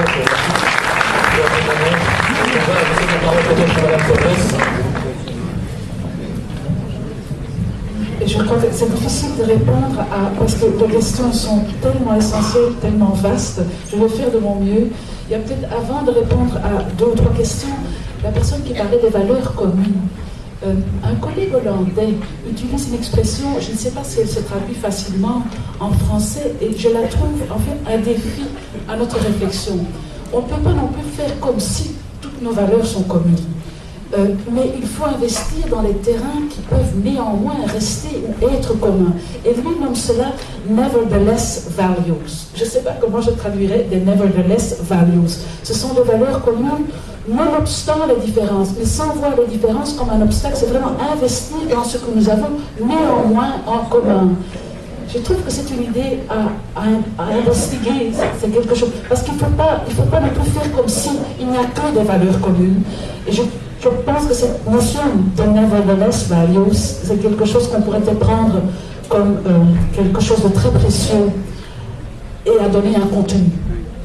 Alors pour les quotas, que faisons-nous? Est-ce que ce n'est pas vicieux comme vous dites? Les quotas ont toujours été perçus par n'importe quelle politique comme quelque chose qui n'est pas populaire, qui est très mal pris, parce qu'on va effectivement donner des priorités pour précisément, je dirais, restaurer la balance. On l'a fait pour les femmes, vous avez su combien c'était difficile de mener ce combat. Alors, des manières quand même de garder, on disait nous, l'église au milieu du village, c'est-à-dire de tenir compte des sensibilités de ceux qui se sentent menacés par les quotas, c'est de dire que ce ne sera qu'à égalité de compétences, à égalité de diplômes. Et en second ordre, on fera jouer alors des critères. Mais le problème des quotas dans un banc comme le nôtre, c'est que si on pense, et je vais quand même utiliser le terme minorité, si on pense au groupe cible qu'on voudrait vraiment faire bénéficier de ces mesures, c'est très difficile de répertorier ces groupes. Parce que c'est très difficile de les identifier. Pourquoi? Parce que vous perdez très rapidement la trace de ces groupes, à savoir, à travers la nationalité, la plupart de ces personnes possèdent la nationalité belge. Le nom n'est pas nécessairement non plus un indicateur, et donc vous êtes en fait dépendant de la personne elle-même doit être volontaire, oui, qu'on prenne des données de sa personne dans le registre ou dans un inventaire ou un répertoire qui pourra alors faire œuvre de la base de données dont on a besoin. Donc c'est un bon instrument, mais il est en fait très conditionné par un nombre de choses. C'est très difficile d'établir qui sont les personnes dans le groupe cible, encore indépendamment de la non-volonté politique d'utiliser l'instrument. Mais pour être vraiment très concret dans votre souci que ce soit un instrument vicieux parce qu'on ne va pas tenir compte des compétences, c'est toujours formulé à égalité de compétences. En second ordre, on donnera priorité à la femme ou à la personne du groupe cible. Oui. J'ai plus ou moins répondu à votre question. Alors, pour les symboles communs, on pourrait en imaginer beaucoup plus. Nous avons pensé à 3 symboles communs, à savoir qu'est-ce que c'est former communauté. Les jours fériés, d'une manière ou d'une autre, c'est quelque chose que symboliquement nous permettrait de former société, à savoir on est dispensé d'aller travailler, et avec ça vous pouvez faire toutes sortes de choses. Vous pouvez rester dans votre ghetto, mais vous pouvez aussi former société. Donc les jours fériés, on les a vus comme un moment, une option à prendre, à charge de la société, puisque ce sont des jours fériés payés pour faire des choses ensemble. Ce que la société en verra, on verra, mais d'offrir cet espace commun dans le temps. Un autre symbole, c'est le nom que nous donnons à nos espaces publics. Et c'est là qu'on a fait réfléchir, mais simplement au départ de ce qui déjà chez nous se faisait dans notre pays. Je viens, on a dit que je travaille effectivement à Louvre. On a tout un débat dans la ville de Louvre si une place tout à fait au centre de la ville, qui est encore appelée la place Foch, si ce n'était tout de même pas faire outrage. Dans l'histoire, quand on se rappelle peut-être un peu plus correctement que uniquement le rôle héroïque qu'on a donné pendant très longtemps à ce général, le peu de cas qu'il a fait de la vie des militaires qui se sont battus et en fait sur le champ par milliers, par idéal nationaliste, et certains propos qu'il a tenus par rapport à la vie et la mort de ces jeunes gens. Et on se demande si on doit continuer à honorer un homme comme cela. La sensibilité avec le temps a changé. Alors quand on pense à tous les noms que nous avons donnés, parce que c'est un passé colonial que nous partageons, et qui peut-être heurte les personnes parmi nous qui ne partagent pas cette même interprétation de l'histoire coloniale, est-ce qu'il ne faut pas oser remettre en question le nom que nous donnons à l'espace public qui se nomme la rue ou une place? Alors on nous a directement dit, vous voulez qu'on offre tous les noms, rue Léopold I, rue Léopold II? Mais non, nous n'avons rien dit du tout. Les noms des rues, c'est une compétence locale, communale. Et donc on va faire dépendre ça d'initiatives de personnes qui peut-être au niveau local disent « moi, ce nom-là meurt profondément. Ma communauté vit dans cette rue et nous vivons très mal ce nom-là ». C'est ça ce qu'on a donné comme autre exemple d'espace. On a le symbole dans le temps, c'est le jour férié. L'espace symbolique, ça peut être la rue. Est-ce que ça doit être à connotation religieuse, était votre question? Pas nécessairement. C'est la société qui décidera. Si les partenaires sociaux disent, par exemple, imaginons que les partenaires sociaux aillent chercher inspiration pour un des 3 jours fériés dans une religion minoritaire, ce sera peut-être une grande surprise, c'est pas à exclure.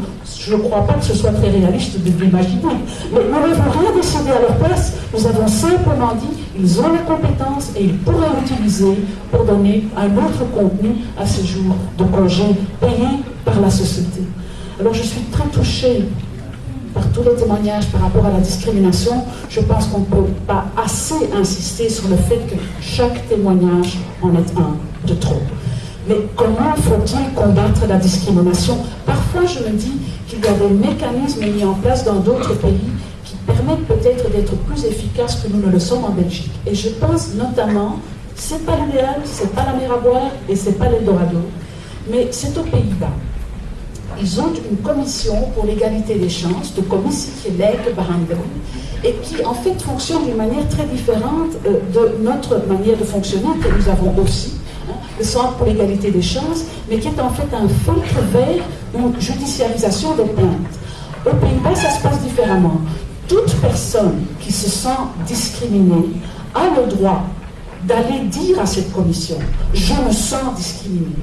Et la commission examine.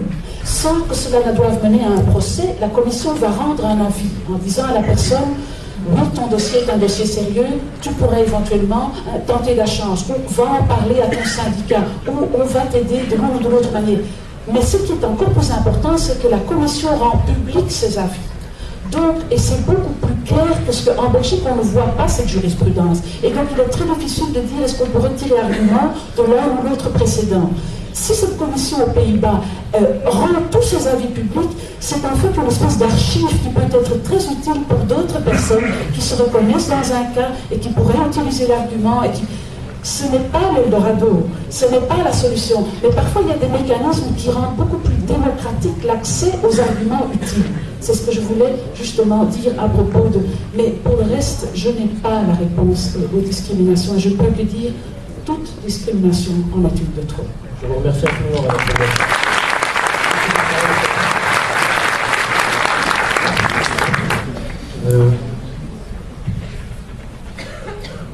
Ok, simplement, encore une fois, il y a beaucoup de questions et beaucoup de questions sur lesquelles moi je suis d'accord. C'est difficile d'apporter des réponses qui soient toujours satisfaisantes. Mais première des choses, je pense que quand, dans un pays comme la Belgique, et Dieu sait, c'est que vous ne vous rendez peut-être pas forcément compte, et moi j'aimerais d'abord saluer votre présence et votre travail, parce que je ne suis pas sûr que vous, en Belgique, vous vous rendiez compte de l'importance d'avoir dans ce travail de déconstruction, d'analyse, de proposition, quelqu'un comme vous. Non mais c'est vrai, parce que je pense qu'à partir d'un certain moment, il faut arrêter de penser qu'on est seul d'un côté et puis qu'il n'y a personne dans la société, que nous avons plein de femmes et d'hommes qui travaillent dans ce sens-là. Vous avez des personnes qui sont à la pointe et que j'ai vu en commission apporter des expériences extrêmement importantes. Et moi je salue, quand j'entends ce discours-là, c'est là où est l'espoir, c'est qu'il y a possibilité de venir dans ce travail-là et qu'il faut reconnaître la qualité du travail effectué par un certain nombre de nos concitoyens sur le plan légal, sur le plan de la participation, et qu'il faut que nous cessions de nous penser seuls contre des institutions. Il y a plein de femmes et d'hommes qui travaillent sur le droit, font un travail extraordinaire, et ça a beaucoup évolué. Je pense qu'on a tous changé dans ce processus-là, dans ces débats-là. On a tous beaucoup appris. Et donc, je crois qu'il faut que vous rendiez compte de ça. C'est qu'on déjà, l'un des éléments qui nous permet de transformer une société, c'est de savoir quels sont nos alliés dans les processus de transformation, quels sont nos partenaires. Et malheureusement, beaucoup trop souvent, nous nous considérons comme victimes et nous ne savons plus retrouver des partenaires du débat. Et ça, c'est déjà pour moi une des réponses à l'ensemble de ces questionnements que nous avons comment faire. Alors, sur la question des quotas, je comprends votre question, et moi-même, j'ai toujours été gêné par rapport à ça. Mais c'est vrai, ce qui a été mis en évidence, et j'insiste, à partir d'un certain moment, à compétences égales, vraiment sur l'analyse des compétences et des parcours, quand on est dans une compétence égale, et quand on a la possibilité de jauger ces compétences, pousser la représentation de ceux qui sont en termes de genre, les femmes, ou en termes de culture minoritaire ou sous-représentée, poussée dans ce sens-là, c'est une décision qui vient au bout du processus, qui n'induit pas que le processus va être faussé, mais qu'il va y avoir un coup de pouce donné à la diversité dans la représentation. Et je suis de plus en plus convaincu qu'il faut que nous allions dans ce sens-là, vraiment. Parce que je ne fais plus confiance aux seules bonnes volontés des décideurs. À partir d'un certain moment, ils sont aussi portés par d'autres considérations. Alors, moi je suis d'accord sur ce témoignage personnel. Quand ceux qui décident n'entendent pas, comment on fait? Eh bien, à partir d'un certain moment, il faut continuer cette lutte, et puis il faut réussir à commencer à prendre des postes de décision. Il faut commencer de plus en plus à s'engager là où des décisions se prennent, et pas simplement, encore une fois, moi vous savez, dans la représentation politique, j'ai oublié tout à l'heure de parler de représentation politique, mais quand on est élu, il faut arrêter d'accepter des postes où l'élu qui vient d'une culture considérée comme minoritaire va s'occuper de ces cultures minoritaires. Il faut qu'il s'occupe de la société, qu'il soit dans la majorité. Il ne faut pas, vous êtes un peu arabe, occupez-vous des arabes, calmez-nous ce monde-là qui est un peu agité. Et donc il y en a beaucoup qui sont contents et qui disent, non, mais c'est vrai, vous ne vous rendez pas compte combien c'est vrai dans toutes les sociétés européennes aujourd'hui. Et donc, il faut aussi comprendre une chose, c'est que la diversité culturelle, c'est le partage du pouvoir, de la décision, pas simplement de la représentation. Et donc il faut aller dans ce sens-là aussi, sans que j'ai une réponse pragmatique, mais je pense qu'il faut l'avoir en tête.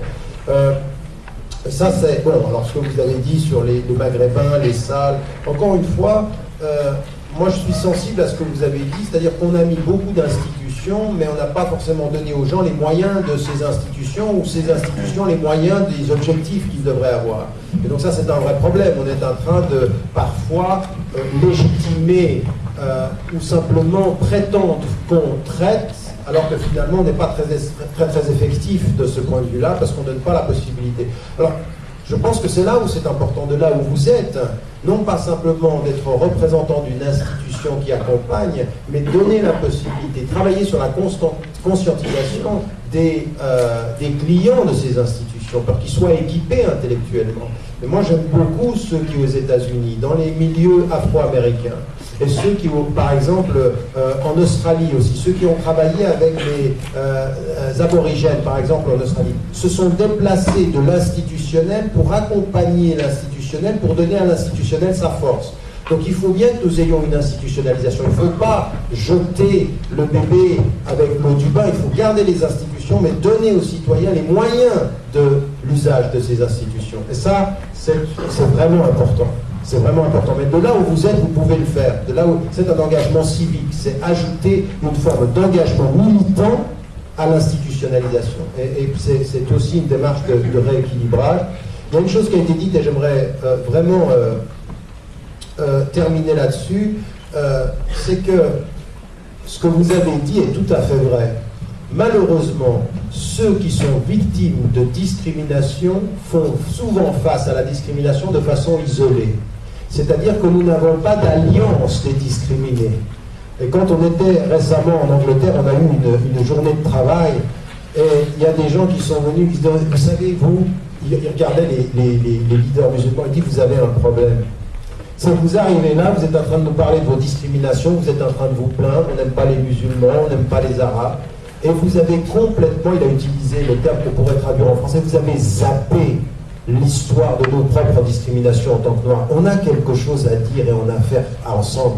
Et c'est vrai que finalement, la division des discriminés fait qu'il n'y a pas de possibilité de développer des vraies alliances de transformation et de partager les expériences historiques. Si seulement les immigrants musulmans américains savaient se taire un peu et écouter la longue lutte des Afro-Américains aux États-Unis, ils auraient à apprendre. Il faut qu'ils se taisent un peu et qu'ils apprennent et qu'ils lisent, qu'ils fassent des liens.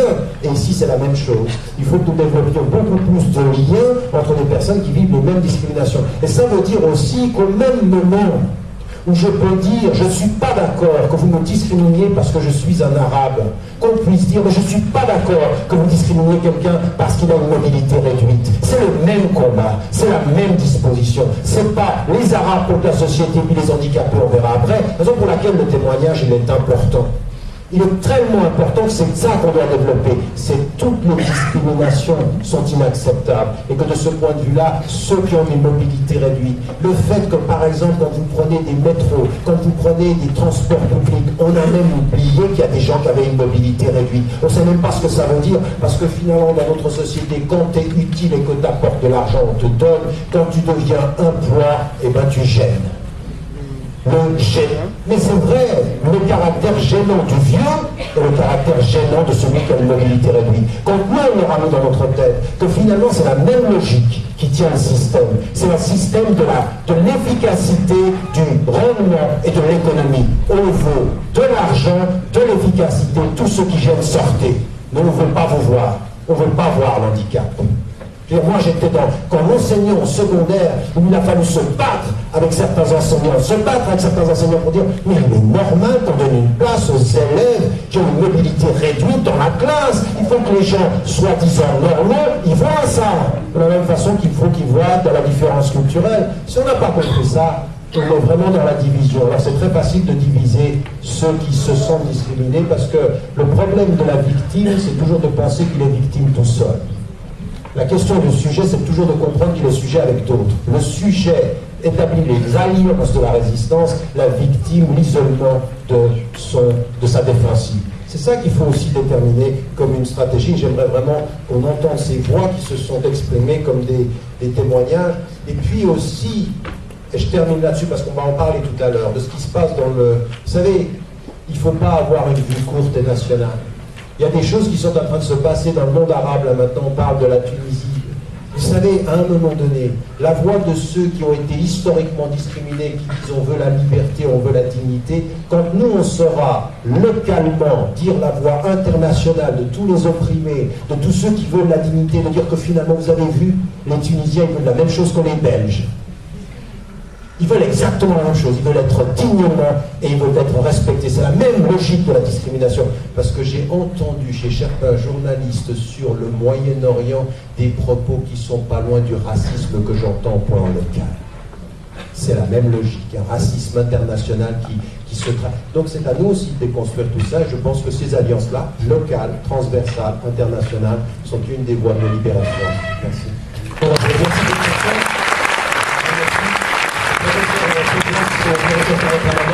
Alors encore quelques instants de patience, nous avons un sujet très important qui s'est passé, et donc j'invite Zahra Bigams à se présenter sur l'estrade, donc le 6 février dernier c'était la journée internationale des MGF, en abréviation c'est de mutilation génitale féminine.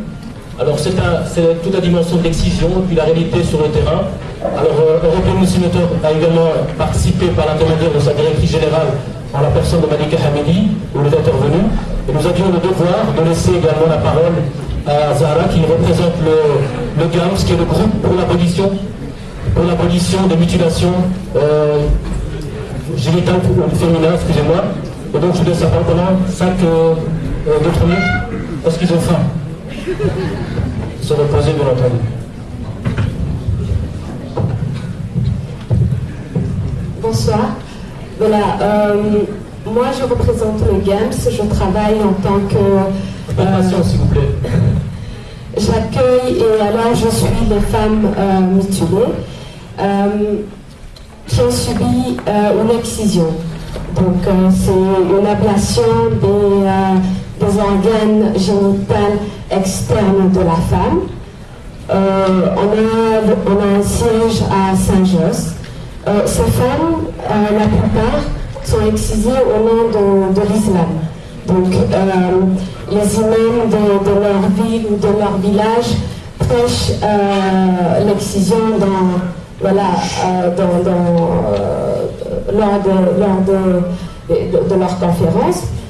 Et chaque femme est persuadée que si elle n'est pas excisée, elle ne trouvera pas un mari, elle ne pourra pas être pieuse, elle ne pourra pas faire ses ablutions parce que voilà, pour elle, oui, elle est impure, sale. Donc en enlevant plutôt le clitoris de la femme, en refermant ses petites lèvres ou ses grandes lèvres, voilà, c'est une preuve de virginité et de vertu.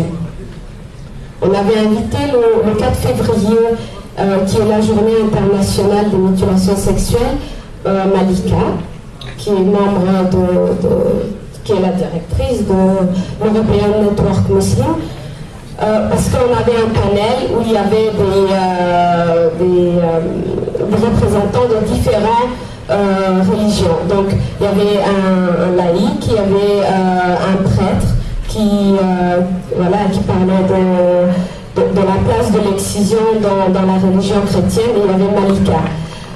L'excision n'est pas simplement faite que par des musulmans, malgré qu'on fasse souvent le lien entre excision et islam. Donc voilà, c'était pour dire qu'aucune religion n'impose qu'on fasse une telle atrocité aux femmes et aux petites filles. Donc voilà. Voilà, je vous remercie. Je la remercie infiniment.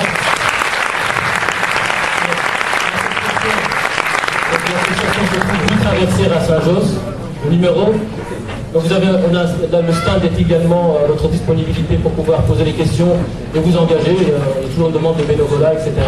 Et donc l'intervention de Malika, c'était quels efforts ont déjà été entrepris par les autorités religieuses contre les pratiques des mutilations génitales. C'était également dans le cadre d'un panorama des différentes religions.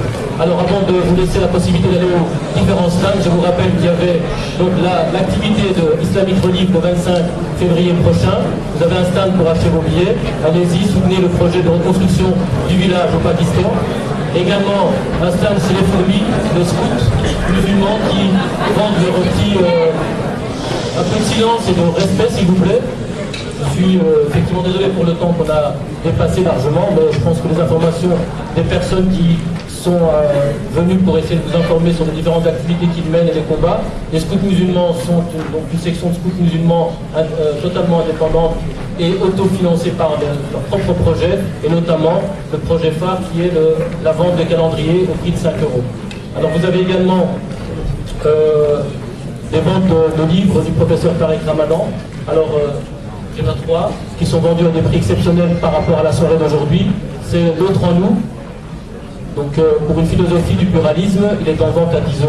Vous avez également, par rapport à la deuxième partie de la soirée, ce livre qui est connu, mais qui est vraiment un livre de référence et d'actualité, puisque nous célébrons durant ce mois la naissance du prophète Mohammed sallallahu alayhi wa sallam. La date de la célébration, c'était mardi passé. Et donc c'est ce livre, Mohammed, vie du prophète, des enseignements spirituels et contemporains, en vente au prix de 5 €. Vous avez le livre Mon intime conviction, qui est sorti en livre de poche, qui est également en vente au prix de 5 € pour la soirée d'aujourd'hui. Alors, tous ces livres ont la possibilité d'être dédicacés par le professeur Tarek Ramadan pour ceux et celles qui le veulent après la deuxième partie de la soirée. Et également, je vous renvoie par rapport à l'intervention du professeur Foblès au rapport des assises de l'interculturalité, qui est, moi personnellement je l'ai téléchargé, donc il est téléchargeable en tapant sur le moteur de recherche rapport final des assises de l'interculturalité 2010. Alors au nom de European Muslim Network et de son président, en la personne de Tarek Ramadan, nous allons offrir également donc un petit livre à Madame Foblès pour sa gentillesse et toute vraiment sa modestie par rapport à la façon dont on a entretenu le courrier. En tout cas, moi personnellement, je vous remercie infiniment pour votre générosité.